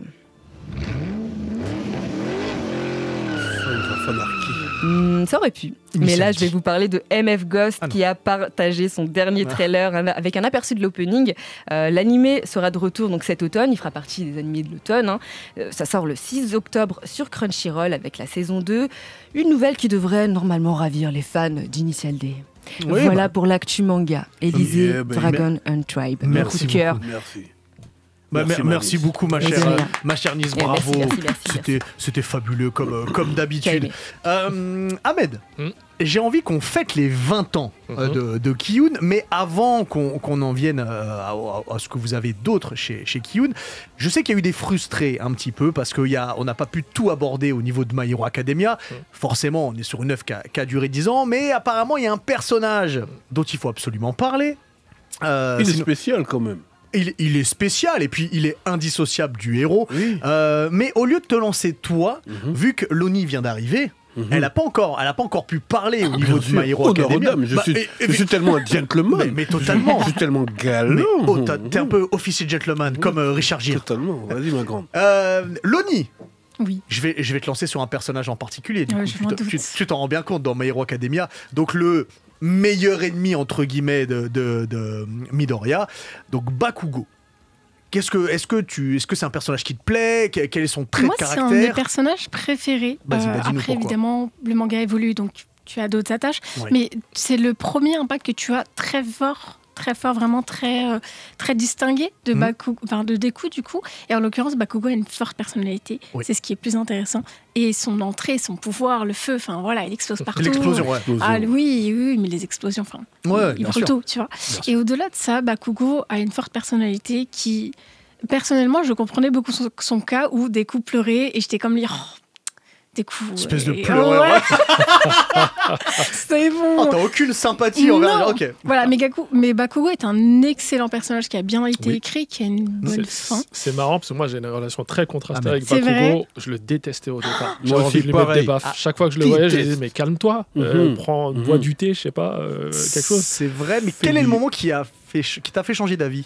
Ah bah, ça aussi c'est du gros spoil, mais effectivement il a une trajectoire dans le manga où il est sur un... Je reviens à ce que tu disais tout à l'heure. Lui, il est sur le chemin de la rédemption pendant une bonne partie du manga. C'est un sale gosse, il respecte pas l'autorité, il respecte personne, il est un peu égoïste et puis voilà, chemin de rédemption. Là où Deku, c'est le gentil, l'héritier du héros qui a aussi une trajectoire à lui. Et je pense qu'il est là dès le début du manga parce que au début du manga, on en parlait tout à l'heure, les élèves sont pas directement confrontés aux super vilains, pardon. Ils sont pas directement confrontés aux grands méchants de l'histoire. Et je pense que Horikoshi Sensei avait besoin de quelqu'un qui soit le méchant au quotidien dans le parcours scolaire de Midoriya et qui soit son miroir et son opposé. Et du coup, je l'ai détesté pendant très longtemps. Mais il était et puis, détestable. il a une trajectoire que je laisse les lecteurs découvrir, mais qui est assez formidable. On peut dire qu'il y a... Après, je te laisse la parole. Il finit très bien. On peut dire qu'il y a deux choses. Il y a aussi le fait que lui aussi est un grand fan d'All Might. Oui. Et ça, tu le découvres après. Tu le sais pas forcément au départ. En effet. Mais quand il découvre que c'est Midoriya qui a été choisi et pas lui, par All Might, bon, il y a un peu de colère. Mais par la suite... Je sais pas si c'est passé en animé, donc je peux pas vous le dire, mais par la suite, on se rend compte que... Parce que ne me spoil pas, mon frère. D'accord. Après, il y a aussi le fait qu'il soit aussi responsable, en quelque sorte, dans sa tête, d'un peu la déchéance de All Might. Il a contribué. Tout le monde est responsable. Il a contribué. Oui, mais ça, il vient après. Tu l'as pas dès le départ. C'est vrai qu'au départ, tu as un petit jeune explosif qui ne sait pas se contrôler. Mais c'est ça qui contraste avec Deku. Et c'est là que c'est important parce qu'en fait, au fil des tomes, tu vois l'amitié se créer. Et cette amitié-là, elle est nécessaire. Donc, c'est un personnage important. En fait, ce que tu dis, c'est après Valentin. C'est dès le départ. C'est-à-dire que dès le départ, on voit Bakugo, il a tout pour lui. Il a eu un alter puissant. Son alter, il est bien. Il est super L'explosion, puissant. là, ouais. Et on comprend pas pourquoi il est en colère contre son pote qui est pleurnichard et sans alter. Pourquoi il est à ce point-là tout le temps irrité par lui. Alors qu'en réalité, si tu es aussi puissant, il n'existe pas. Théoriquement, après, on est sur quelqu'un qui, peut-être au début, il comprenait pas pourquoi Deku était toujours gentil avec tout le monde et avec lui aussi. Et puis, il y a une jalousie qui s'est traînée, mais comment t'es jaloux d'un type qui a pas d'alter et qui pleurniche avec la mort? Le problème, Div, c'est que je pourrais t'expliquer, mais je vais te spoiler quelque chose, donc je peux pas te le dire. Je peux l'expliquer sans spoiler. Ah bah vas-y, si tu arrives. Tu as les arguments sans spoiler. Après, on passe aux 20 ans de Kim. De manière très simple, il est jaloux de Deku parce que Deku, il assume son rêve et lui, il a trop d'orgueil pour avouer qu'il a un rêve. Ok. Aucun spoil. Au moins, c'est clair. C'est vrai. C'est propre. C'est vrai. Bien vu. Et pour te dire, ce qui arrive un peu plus tard, il y a une image où tu vas te dire ok, ouais, je le kiffe. Mais je peux pas en dire plus. T'as mis-spoilé. J'ai pas mis-spoilé. Il y a une image où il y a un truc qui tombe et tu vas dire ah ouais, ok. Non, mais tu finis par t'y attacher fortement et puis tu vois que c'est pas un personnage unidimensionnel. Il a des raisons d'être comme il est. Il travaille sur lui-même. Il évolue. C'est un personnage formidable. On termine rapidement, Val, après on passe à autre chose. Il sert à autre chose aussi, c'est rappeler. On a dit tout à l'heure que dans My Hero Academia, tout le monde était acteur, mais aussi donc à partir du moment où on est acteur, on a des responsabilités. Il sert à mettre en avant les premières responsabilités de ses actions, c'est ce personnage. Très bien. Bon, pour My Hero Academia, de toute façon, on en reparlera en émission, bien évidemment. La saison 7. Dédicace à Victoire. La dédicace à Victoire, bien sûr, cofondatrice de, on l'a pas dit, hein, cofondatrice de Kiyun. Ah non, c'est non, c'est la responsable. Pardon, excuse-moi. Elle a pris une promotion de ouf là. Je la vois rigoler directement. Ton salaire vient d'augmenter grâce à moi, Victoire. J'espère que t'es contente. On reviendra sur My Hero Academia plusieurs fois. De toute façon, la deuxième partie de la saison 7 arrive. D'accord. Elle arrive puis le manga, bientôt. La fin du manga arrive. Puis il reste 3 tomes. Et puis un nouveau film aussi arrive. Le nouveau film arrive fin du mois. Il est pas ravi. Alors tu sais que c'est vrai. Ouais, tu sais que c'est l'un de mes mangas préférés, mais j'ai tendance à descendre les films parce qu'ils sont, à part le premier que il y a un peu du bien, du bon. Sinon je les trouve affreusement nuls. Inutile et sur du fan service sur les 10 dernières minutes. Alors le pire c'est le dernier là, mais et tu sais quel est le vrai problème? Après on passera à autre chose. C'est que je vais quand même aller le voir. Bah oui. Tu sais, j'ai un peu ce syndrome de Stockholm. Je sais, c'est un syndrome de Stockholm, mais c'est un peu comme les Star Wars. C'est devenu nul, mais je vais quand même y aller. Et bah les films My Hero Academia, je les trouve très mauvais, mais je vais quand même y aller. T'es un client quoi. Bah, ouais, tu je suis nous totalement diras. un client. Tu nous diras ce que tu en penses. Je le dis en émission et j'attendrai que tu reviennes. Et on en parlera. Bon, Ahmed, Kiyun fête ses 20 ans, c'est une aventure extraordinaire. Tu nous as déjà raconté ton parcours la dernière fois, on va pas revenir dessus. Un parcours de ouf. Un parcours de ouf, c'est totalement shonenesque, donc il faudra retrouver le podcast de l'année dernière. Et on va plutôt se plonger dans ton catalogue, dans le catalogue de Kiyun, qui est vaste. Il y a 20 ans de licence. Ça fait beaucoup. Je pense pas qu'on va pouvoir énumérer. 230 séries, on peut pas toutes les faire. On va pas tous les faire là. Je pense qu'on va faire plusieurs saisons avec toi. Mélanie, on va commencer avec toi. Bien sûr. Mais plus loin, Loni, pas Mélanie. Non, c'est une première ministre italienne. Voilà. Si je te dis Kiyun, est-ce qu'il y a un manga hors, évidemment, My Hero Academia, tout ça, qui te vient en tête et c'est peut-être le manga avec lequel tu t'es dit « Ah, mais je connais pas cette émission d'édition et c'est plutôt cool ». Moi, je vais faire un bond dans le passé, parce que je vais vous parler de Jusqu'à ce que la mort nous sépare. Ah. J'ai l'exemplaire avec moi, il y a encore l'ancien logo de Kiyun.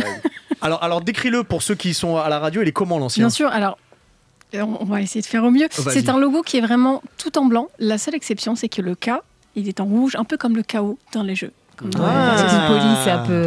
La police est. Une petite fonte japonaise. Et on voit que la jaquette est ancienne. Même elle est presque en dur.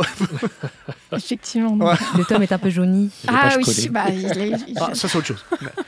Il a du temps, hein, il a de l'âge. Mais voilà, donc moi j'ai par le biais de. C'est un bouquin qui est sorti en 2008, donc exactement. Ça date, ouais. Ah, il est en parution en 2005 quand même. Donc, ah ouais.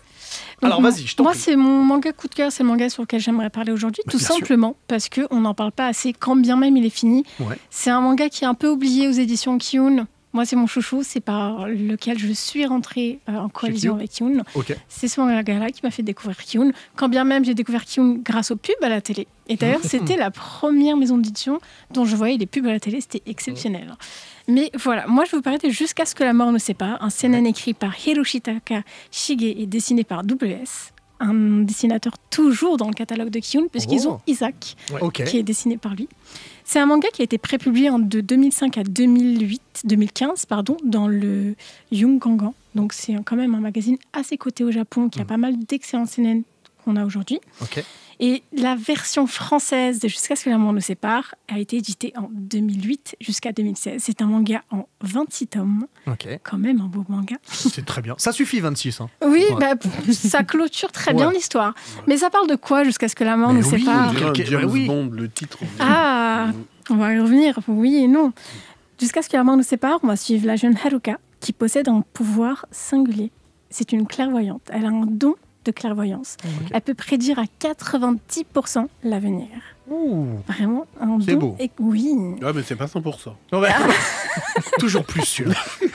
Oui, mais ce don fait d'elle une proie pour les organisations mafieuses et c'est une cible pour le gouvernement. Donc son don va la mener à bien des aventures dangereuses. Et lorsqu'elle va tenter d'échapper à un kidnapping par le gouvernement, elle va sortir dans un moment précis parce qu'elle a vu son sauveur qui s'appelle Mamoru Hijikata. Et elle l'a prédit et elle va le croiser, elle va croiser sa route. Mais la particularité de Mamoru, c'est qu'il est aveugle. Mais c'est pas n'importe quel aveugle. C'est un aveugle à la Matt Murdock. C'est un Daredevil. Et c'est pas rien. Ah, ça c'est cool ça. On aime ça. Pour moi, c'est une grande comparaison à Daredevil. J'aime énormément Daredevil, donc c'est directement accroché. Ah bah c'est l'influence number one. Et oui. Et du coup, elle va croiser cet aveugle, ne sachant pas qu'il est aveugle à ce moment-là. Elle sait qu'elle doit le rencontrer à ce moment-là, cet instant précis. Et elle va le voir et elle va lui demander son aide. Et là, leur aventure commence. Ok. Il va la prendre sous son aile. Et c'est parti. Et là, il dégaine sa canne, tac, petit sabre, et je vous en dis pas plus. Ah oui, c'est du Matt Murdock totalement. Ah oui, d'accord, ok. C'est une excellente histoire, qui graphiquement est très belle. J'aurais plus dit Baby Cart Zatoichi que Gilbert Montagnier. C'est vrai, c'est vrai. Okay. Mais effectivement, si vous aimez Daredevil, je vous le conseille. Et au-delà de ça, c'est une très belle histoire derrière. Et puis c'est bien dessiné. Ouais. La trame vraiment est fluide, c'est-à-dire que vous lisez les tomes, ça s'enchaîne. On a une évolution à la fois de Mamoru qui est là, qui ne veut que tuer, clairement, et à côté, la petite jeune qui n'a besoin que de son aide. Et pourquoi jusqu'à ce que la mort vous sépare ? Parce qu'elle lui demande de la protéger jusqu'à ce que leur mort les sépare. Wow. Parce que c'est tellement beau. Une cible dans la vie qu'elle a besoin. Oh là, ça me hype totalement. Oui. Et ça va loin parce que ça part en organisation criminelle, mais avec une technologie de zinzin. Dites-vous, elle a des lunettes. Et vous voyez, comme Matt Murdock, le sixième sens, et en fait, ces lunettes lui permettent de voir d'une certaine manière. Il voit des shapes, il voit des silhouettes. Il voit, mais c'est plus que ça, c'est en version 3D et tout, c'est génial. Predator, il a mieux, il peut changer de vision. Predator, lui, il te voit selon ta chaleur. Il peut changer de vision, il y a une technologie de zinzin. Donc voilà, c'est un ancien manga qui vaut quand même le coup aujourd'hui. Malgré tout, qui a une très belle évolution graphique, comme je vous le disais, et c'est un auteur dont moi j'apprécie énormément le trait, et de l'avoir retrouvé chez Isaac. C'était vraiment un coup de cœur. Très, très moderne, très propre. C'est un manga que ça me fait plaisir de le revoir. Je l'avais pas vu depuis longtemps. Bravo pour ton choix, Aloni. Faut en parler. Pour lequel j'ai beaucoup d'affection et ça a été un des premiers gros succès de Ki-Yoon parce que les premières années de Ki-Yoon, on a surtout survécu avec des séries qui étaient très courtes, avec des thrillers en 3, 4, 5 tomes. Nice, tout à l'heure, tu parlais de Knitting Life, qui est un manga de Tetsuya tout de suite. C'est un auteur qu'on a au catalogue depuis la première année de Ki-Yoon et qui est spécialisé justement dans les thrillers ou les one-shots ou les séries très courtes. Et avec Jusqu'à ce que la mort nous sépare et Kurokami et Hubelblatt à la même époque, c'est la première fois qu'on avait des séries qui étaient des gros succès mais qui étaient sur des tomaisons plus importantes. Donc c'est une série qui a beaucoup compté dans notre histoire. Tu te souviens quand tu as négocié les droits de Jusqu'à ce que la mort nous sépare? Ah oui. Ouais, c'était la première fois qu'on allait voir Square Enix en fait. Okay. C'est une histoire assez marrante parce qu'à l'époque on ne travaillait pas avec Square Enix. On avait découvert Tetsuya Tsutsui, donc l'auteur de Prophecy, Manhole, Knitting Life sur internet. On a signé un contrat directement avec lui, un contrat de création originale. Et puis Tetsuya, en parallèle de la publication de ses titres en France, il a eu une touche avec Square Enix et il a signé un contrat avec eux. Et il a commencé à publier des séries chez Square Enix. Donc nous, évidemment, on a eu envie de poursuivre ce travail avec lui et on s'est présenté très humblement chez Square Enix en leur demandant si ils accepteraient de travailler avec les moins que rien que nous sommes.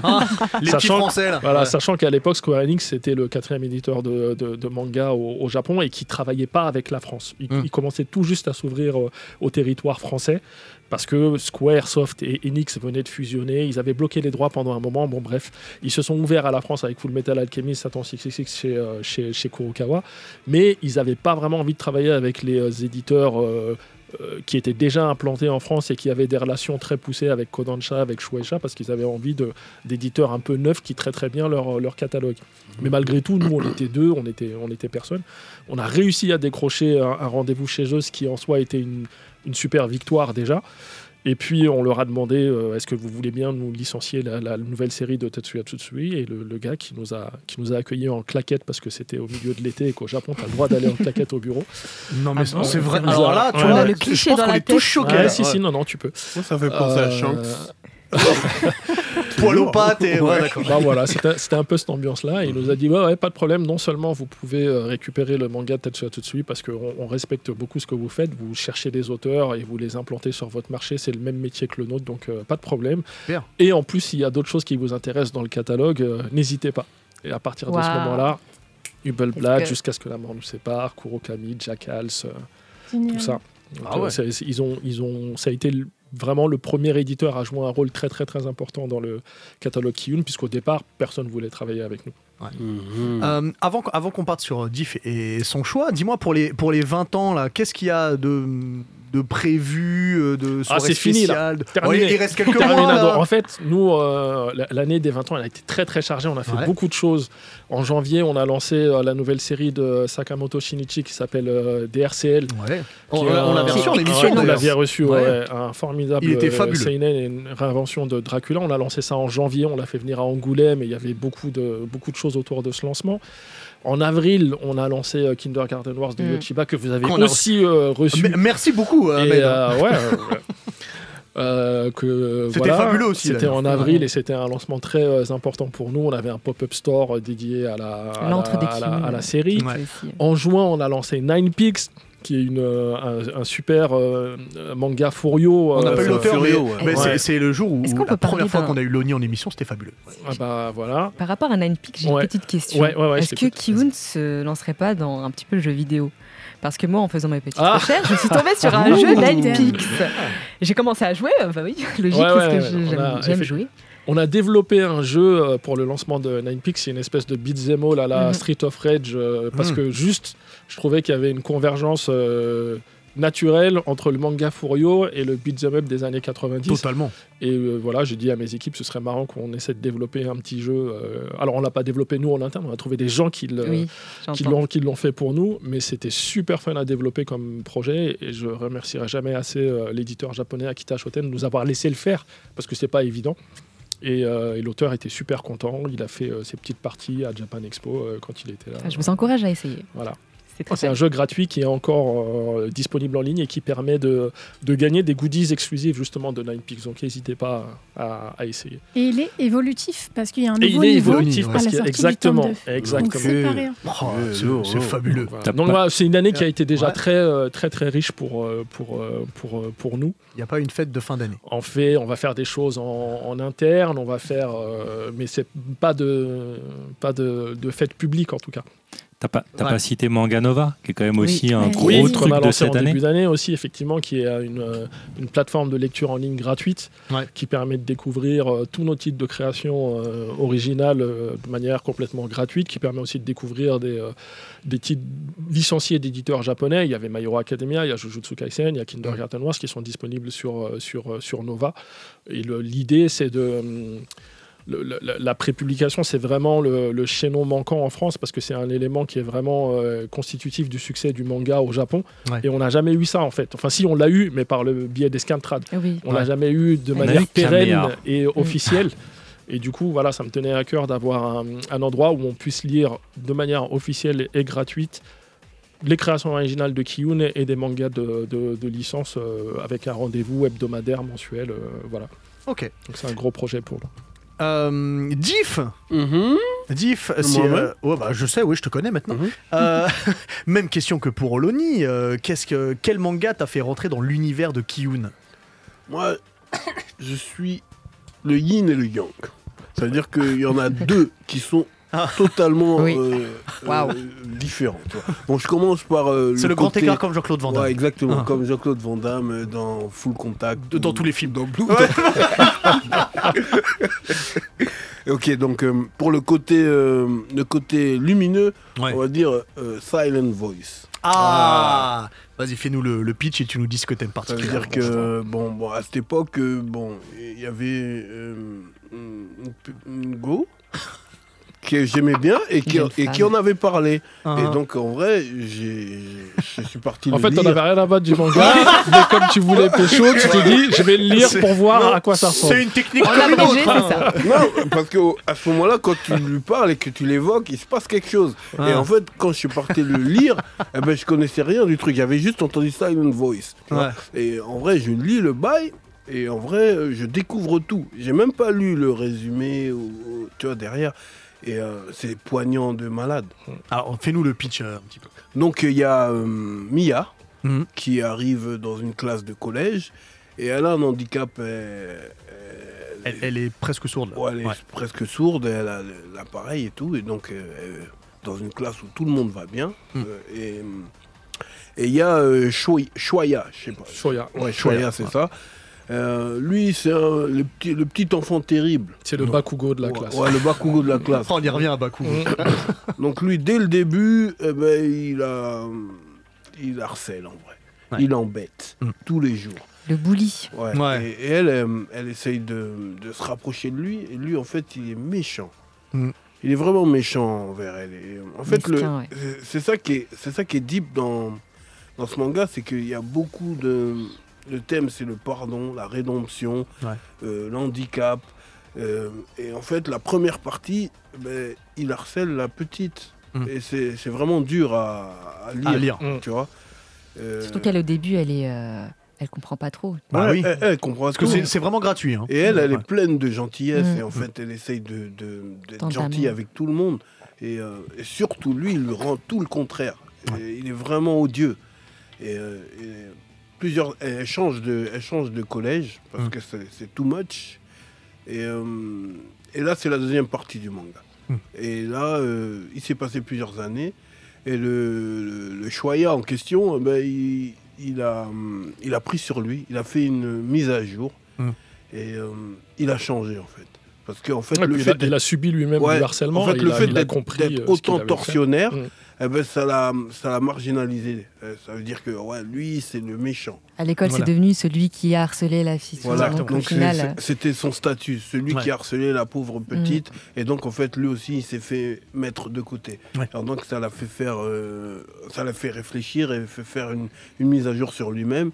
Et on le voit plusieurs années après, où tu vois un autre homme qui dégage quelque chose de différent. Et il recroise la petite qu'il harcelait par hasard et il veut se racheter à tout prix.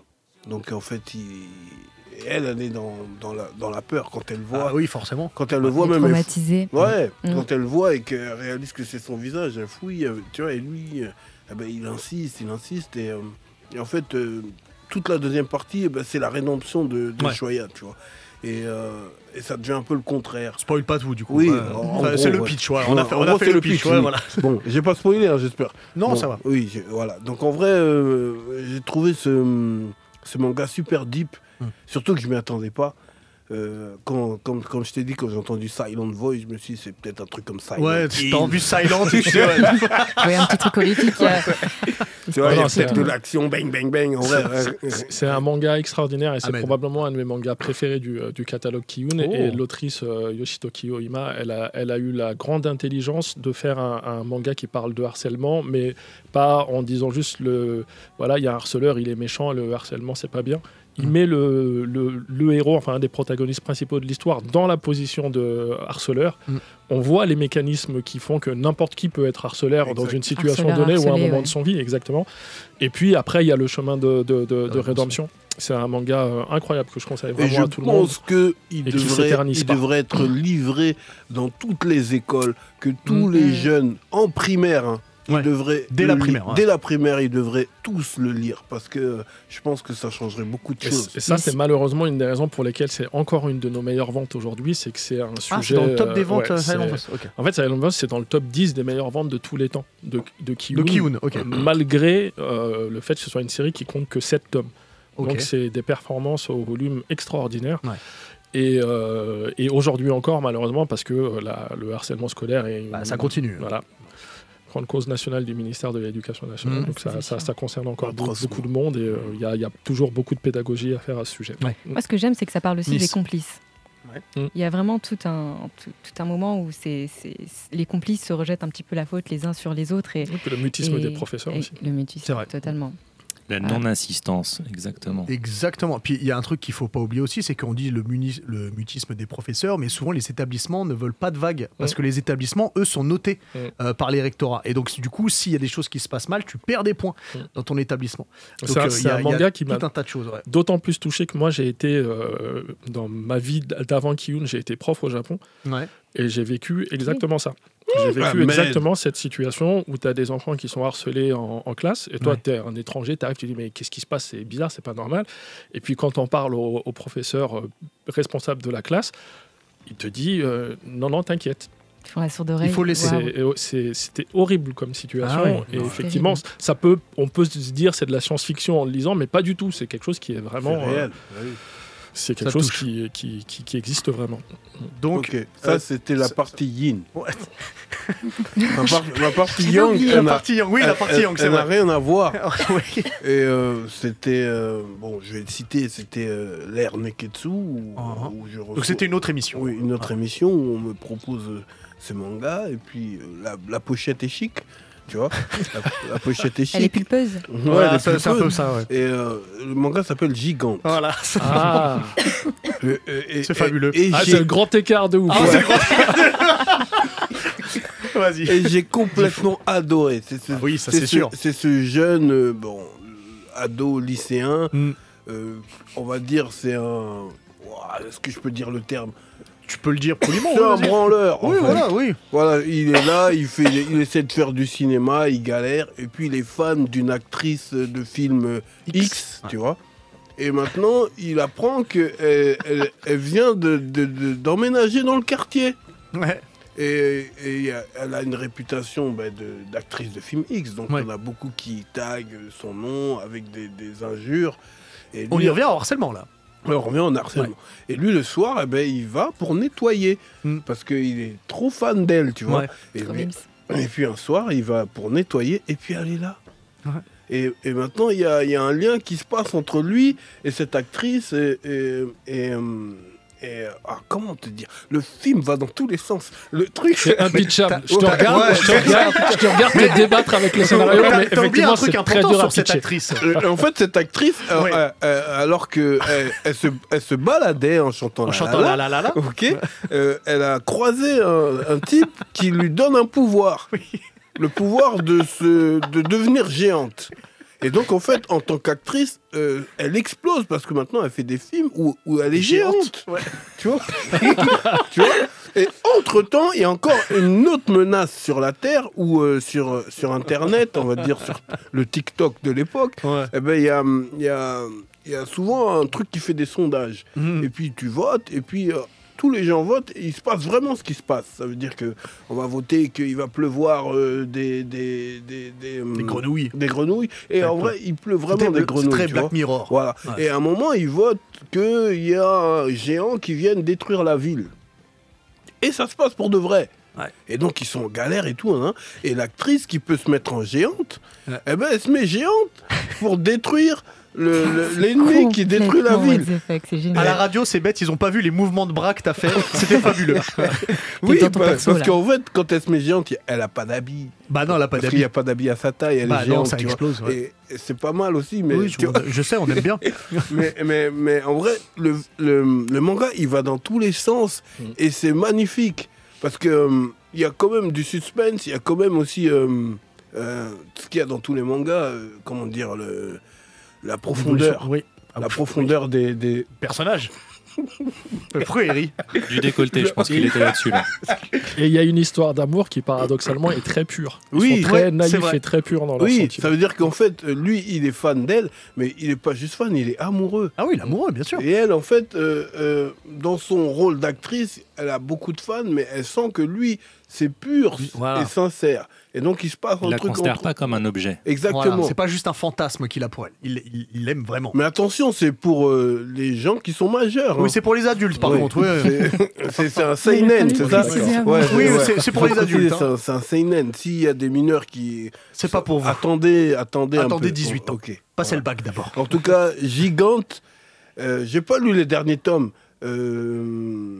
Donc c'est inadmissible. mais c'est toi. Hein. Ok. Mais sinon, Gigante, c'est incroyable. Ça va dans tous les sens. Tu vibres. Voilà. C'est le même auteur, Hiroya Oku. Je vous conseille aussi L'Astiro Inuyashiki, qui est une série extraordinaire sur un vieux monsieur qui devient un super-héros malgré lui. Et, il a un talent graphique et de mise en scène assez extraordinaire. C'est un qui s'appelle The Last... non, c'est pas ça. Last Hero. Last Hero Inuyashiki, c'est ça. C'est ça, ouais. Et il est merveilleux, celui-là aussi. Il est sur Prime, si vous voulez le voir. Oui, il y a l'animé qui est disponible, absolument. L'animé. Ahmed, avant qu'on passe à Valentin et Nice, il y a un truc qui est très fort par Ki-hoon pendant tout au long de ses 20 ans. Même si j'ai pas fait tous les lancements de manga, j'en ai fait quelques-uns. Et il y en a un pour moi où vous étiez au summum du lancement, c'était justement pour Jujutsu Kaisen.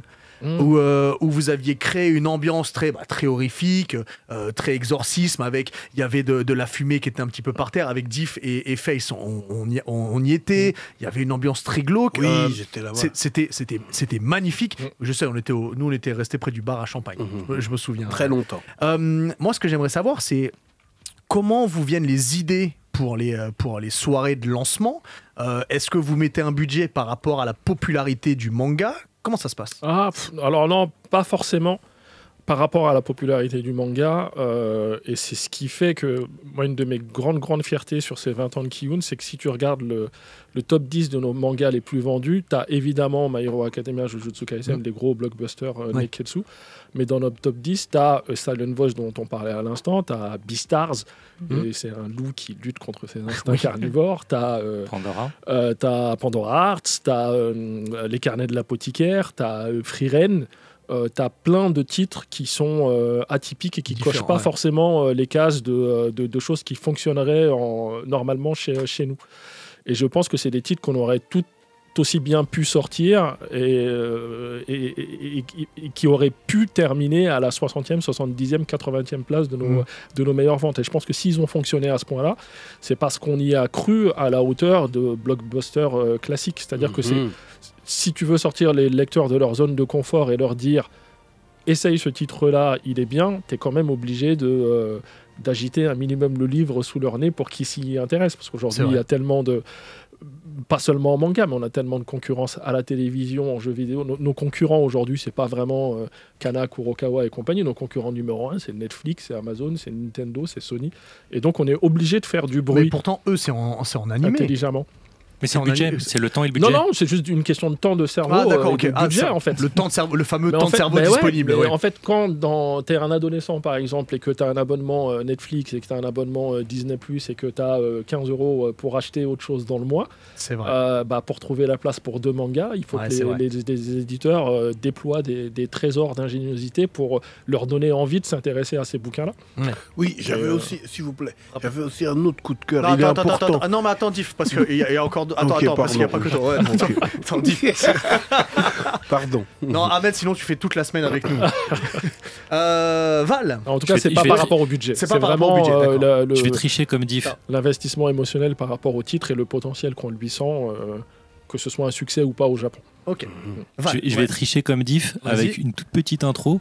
C'est une grosse intro, lui. C'était le gros piège quand on m'a demandé c'est quoi ton titre par lequel tu es rentré chez Ki-hoon, où tu t'es dit ok, Ki-hoon, c'est un nom de maison d'édition que je vais retenir. Ahmed, tu pourras expliquer ce que veut dire l'onomatopée Ki-hoon, ce bruit du cœur qui se serre, donc c'est les émotions, c'est le ressenti. Et là-dessus, j'ai pris tellement de claques dans ce catalogue que ça a été dur d'en ressortir qu'une. Donc très contre-cœur. Parce qu'on peut le dire, on a un groupe WhatsApp et t'as commencé à nous faire tout le catalogue Ki-hoon, d'ailleurs, doucement. Abusé du bail. Donc, j'ai enlevé ceux qui sont en rupture ou autres et je vais partir sur Your Lie in April. Parce que Arakawa Sensei, mais c'est la beauté aussi. Oui, c'est la beauté de la tristesse, c'est beau la tristesse. Fais-nous le pitch, vas-y. On a Kosei, qui est un jeune garçon, parce que c'est comme beaucoup de mangas, on part sur un collégien, qui est un jeune musicien, poussé par sa mère à devenir une future élite, et en fait trop poussé au tel point qu'il en devient traumatisé, qu'il est plus capable de jouer. Et il faut savoir que c'était une bête à concours. Il gagnait tous les concours quand il avait 5, 6, 7 ans. Et d'un seul coup, il peut plus parce que la mère, il y a plein de raisons et je veux pas vous spoiler, mais il a peur. Il est plus capable d'aller rejouer du piano jusqu'au jour où un tourbillon va rentrer dans sa vie, un tourbillon qui s'appelle Kaori, une fille toujours une Kaori, mais une fille incroyable qui va réussir à l'ambiancer, à réécouter, réentendre la musique et à rejouer de la musique. Et c'est vraiment... Surtout à pas être un robot quand il joue de la musique, mais à jouer... À ressentir, à avoir à plus avoir peur d'avoir des émotions. Et parce qu'elle est que ça, elle est que émotion. D'ailleurs, sur les concours, il faut jouer la partition comme c'était prévu. Et elle fait des instants de folie que tout l'auditoire adore, mais que les juges sacquent parce que c'est pas comme ça. Et c'est vraiment génial. Ça marche tellement bien avec une critique de la société. Ça marche en termes d'émotion. Tu ris, tu pleures, t'es amoureux, tu pleures, tu détestes, t'as envie de jeter le manga, t'as envie de le reprendre, t'as envie de le manger. Tu vois, tu passes par tous les sentiments sur Your Lie in April. En plus, c'est magnifique. Il y a une adaptation en live qui est incroyablement bien faite. Il y a un dessin animé qui est top. Tout autour de Your Lie est parfait. Et c'est celui que je retiendrai, mais parce qu'il faut en retenir qu'un seul. Excellent choix. Excellent choix. Est-ce que tu te souviens quand je parlais que tout à l'heure, quand tu as pris les droits, tu t'es dit ah ouais mais celui-là ça va vraiment plaire à mon lectorat? En fait, tu sais jamais si ça va plaire au lectorat. Tout ce que je sais, c'est que moi, je l'ai lu et que j'ai adoré. Et le métier de l'éditeur, c'est d'essayer de mettre dans la main du maximum de lecteurs possible des lectures qui l'ont fait vibrer lui. Donc moi, Your Lie in April, j'ai pleuré. Ouais. Je savais pas si c'est... Parfois, tu es dans une salle de cinéma, il y a une scène qui est pas drôle dans un film, et puis tu es le seul à rigoler dans la salle. Ça m'arrive. Alors, voilà. Ça m'arrive beaucoup aussi. Est-ce qu'il faut ne pas rire ou réprimer son rire? Je sais pas, mais en tout cas, l'idée, c'est de faire en sorte qu'il y ait le maximum de personnes qui rient avec toi dans la Bien salle. sûr. Et voilà. Nice, je sais que tu en as un deuxième, mais on est un peu pris par le temps, mon cher. Bon. Ah bon, parfait. Nice, toi, niveau Kiyun. Alors moi, je ne m'en souviens absolument pas de mon premier manga. C'est dommage. Parce qu'en fait, moi, je faisais pas attention aux maisons d'édition avant quand j'ai commencé à lire des mangas. Et par contre, je peux vous parler d'une première fois. C'est d'une première fois avec un auteur que j'avais du mal à lire, en fait, tout simplement, et que j'ai réussi à découvrir grâce à Kiyun, grâce à Gutanabe. Il s'agit de Lovecraft. Vous le savez, hein, moi, la fantasy, le fantastique et tout ça, c'est ma came. Et Lovecraft, c'était vraiment assez difficile pour moi parce que c'est très horrifique. C'était un homme très déprimé, qui était fan d'Edgar Allan Poe, qui était, lui, passion morbide. Donc, c'est des œuvres assez sombres. Et il était aussi passionné de cosmos et d'astronomie. Et on s'en rend compte aussi dans ses mangas parce qu'il va beaucoup mettre l'idée de l'immense, de quelque chose qui va nous écraser. Et... des extraterrestres en fait, de peuples anciens. Et moi j'ai pu découvrir du coup Cthulhu, qui est vraiment un classique. Il y a des rêves partout, même dans Jujutsu Kaisen avec Dagon qui est une inspi de Cthulhu. Même dans South Park. Même dans la musique, Nirvana, etc. Exact. Et j'ai pu découvrir ça, et puis après les montagnes hallucinées, je me suis lancée dedans. C'est vraiment magnifique, c'est un trait. Alors j'ai un ami à qui j'ai conseillé justement ces livres-là pour découvrir Lovecraft. Il m'a dit c'est du cinéma, parce que le trait de Gutanabe est magnifique. Et il s'est lancé à corps perdu dans toutes ses adaptations, et c'est génial. Et c'est l'édition, juste l'édition, le soin que vous avez mis à l'édition, elle est splendide, parce que c'est vraiment des couvertures en cuir avec un imprimé dessus, et c'est des beaux livres d'un bon format qui fait beau dans une bibliothèque. Et bref, vraiment je suis tombée dedans. Et... Pour la petite histoire, moi j'étais un acharné de Lovecraft au lycée, je lisais, je relisais, et effectivement c'était déprimant, mais c'est assez incroyable cette façon qu'il a de décrire une peur que tu vois pas de manière très concrète, mais qui t'empêche de dormir à la nuit. Il y a plein d'auteurs de bandes dessinées qui se sont attaqués à l'univers de Lovecraft, et ça a toujours donné des résultats très contrastés. Et Gutanabe, franchement, la rencontre Lovecraft et Gutanabe, c'est extraordinaire, quoi. Il a un talent graphique hors du commun, et il a, même s'il est très précis dans son dessin, il est tout aussi précis qu'on n'est pas sûr de voir ce qu'on a sous les yeux, et c'est parfait pour décrire l'ambiance de Lovecraft. Et c'est un manga dont on est particulièrement fier parce que et c'est un des chevaux de bataille de Kiyun du point de vue de la ligne éditoriale, c'est qu'on a envie de mettre du manga dans les mains de gens qui n'en lisent pas d'habitude. Et on sait qu'avec la collection des chefs-d'œuvre de Lovecraft, qui est aussi dans notre top 10 des meilleures ventes sur ces 20 ans de Kiyun, il y a plein de gens qui ont lu du manga pour la première fois. Et ça, c'est une immense fierté. Avant qu'on passe à Div qui va nous faire une chronique un peu musicale avec le Killer Beats, bon, moi je voulais parler de Golden Kamuy, mais ce sera pour une prochaine fois. Il y a quelque chose aussi qui est important chez Kiyun, ce sont les exclus que vous avez. Moi il y en a une que j'aime particulièrement, c'est Tsugumi Project. Ah oui. Parce que en plus ça me fait penser à l'Armée des 12 singes, donc j'adore. Comment est-ce que est venue cette idée de on va développer un manga qui sera exclusivement chez nous et qui a fait en plus par un auteur japonais et qui sera distribué au Japon plus tard. En fait, ça, c'est dans notre ADN depuis les débuts de Kiyun, depuis 2004. Et c'était un peu par la force des choses, parce que les éditeurs japonais ne voulaient pas bosser avec nous au départ. Ouais. On était deux, on n'avait pas d'argent, ils ne nous connaissaient pas, on n'avait rien publié avant. Et donc, on voulait quand même, malgré tout, absolument faire du manga. Donc, on a cherché des auteurs indépendants dans des salons de bande dessinée amateurs, comme le Comiket, par exemple. Et on a signé des contrats directement avec eux. Et du coup, on est retourné voir les éditeurs, on a réussi à les convaincre qu'on était des gens sérieux, ils ont accepté de travailler avec nous, mais on a continué à faire de la création originale. Et en 2015, j'ai ouvert un bureau à Tokyo, où il y avait une éditrice au départ, elles sont 3 aujourd'hui, dont le boulot est exclusivement de chercher des auteurs japonais pas encore publiés ou indépendants, et de monter avec eux des projets pour la France, et puis pour tous les éditeurs dans le monde entier. Et c'est comme ça que Tsugumi Project est né. Ce qui est marrant pour la petite histoire, c'est que l'auteur de Tsugumi Project, Ipatsu, c'est un ancien assistant de... oh là là, j'ai un énorme trou, la journée est longue. Le problème, c'est que si tu l'as pas, Quartier on l'a pas, lointain, Taniguchi, merci. Ah, c'est un ancien assistant de Jiro Taniguchi, il faisait des décors pour lui. Okay. Et il a longtemps essayé de percer au Japon et de lancer sa propre carrière, il n'a jamais réussi. Okay. Et puis nous, on est tombé sur lui, on lui a proposé de développer ce projet avec nous. Avec et des puis, planches magnifiques. Ça a été un très gros succès en France, ça a été un énorme succès au Japon, puisqu'on a vendu la licence à Kodansha dans un second temps. Okay. Et ça a été un gros succès au Japon aussi. Donc on est un peu l'école de la deuxième chance pour les mangaka qui n'ont pas de carrière au Japon. Oh là là là, ouf, ça, bang bang. Faut mettre ça, Kiyun, entre parenthèses, l'école de la deuxième chance. Yeah. Bon, il y a encore plein de licences, mais tu peux revenir durant l'année, Ahmed, on parlera d'autres licences avec grand plaisir. Diff, t'as une nouvelle chronique. Tu l'as commencé il y a 2 semaines, qui s'appelle le Killer Beats. Okay. Est-ce que tu peux rappeler pour Ahmed et pour Loni aussi, et pour tous les auditeurs, le principe, et après on y va? Je suis à la recherche des plus grands artistes rap de la scène japonaise, tout simplement. Donc, ok, c'est Killer Beats, générique. Bagayaro. Aujourd'hui, on va parler de celle dans le Nindo. Non, rien à voir. Celle dans le Nindo n'est pas de devenir Hokage, mais tout simplement la meilleure rappeuse japonaise et mondiale. Ok. Je vous présente Awish.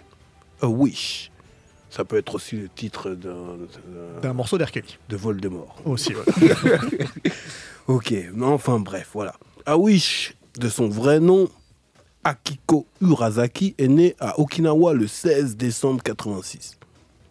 À Okinawa, il y a Mucho base militaire.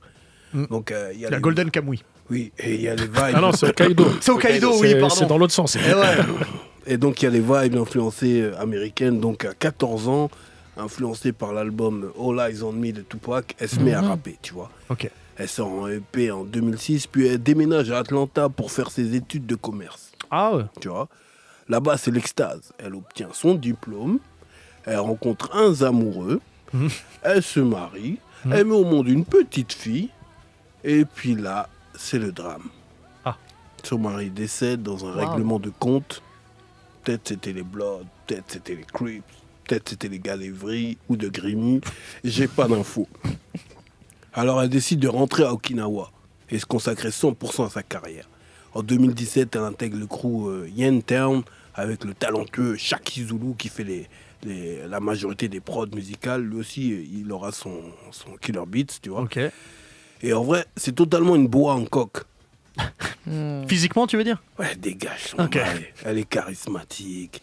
Elle est militante pour les droits des femmes, l'égalité. Elle est percutante dans ses textes. Okay. Et elle fait un morceau qui est sorti l'année dernière avec 5 rappeuses. Ça veut dire qu'elle a ramené son armée de nanas, tu vois. Il y a Néné, il y a Lana, il y a Marie, il y a AI, il y a Yurian. Et ça donne ça. This is the bad bitch and I'm big at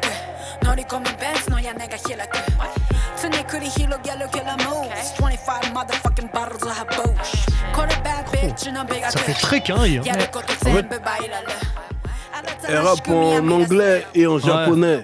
C'est magnifique, c'est mignon, tu vois, et cheveux d'aide, tu vois. Et sur ce morceau-là, je vais pas te mentir, je pense qu'elle est Elle les a toutes mis à l'amende. Elle les a toutes mis à l'amende. Ce qu'elle envoie là, elle, c'est du lourd. Heureusement, c'est son morceau. Oui, mais j'ai vraiment été charmé par son impact rap. Et quand elle prétend vouloir être la meilleure rappeuse japonaise et mondiale, elle parle pas pour rien, tu vois. Et pour moi, c'est sur l'album Queendom, sorti en 2021, qu'elle se montre au sommet de son art, tu vois. Et sur cet album, c'est là qu'elle livre un peu ses blessures profondes, notamment la mort de son mari, tu vois, forcément. Et là, elle nous livre un clip et un morceau tellement deep. J'ai rarement été touché à ce point-là, parce que dans le clip, elle en parle ouvertement, et puis elle met des images d'archives. Ça veut dire qu'on la voit, on la voit à Atlanta avec sa fille et son mari avant le décès, et ça sent le bonheur.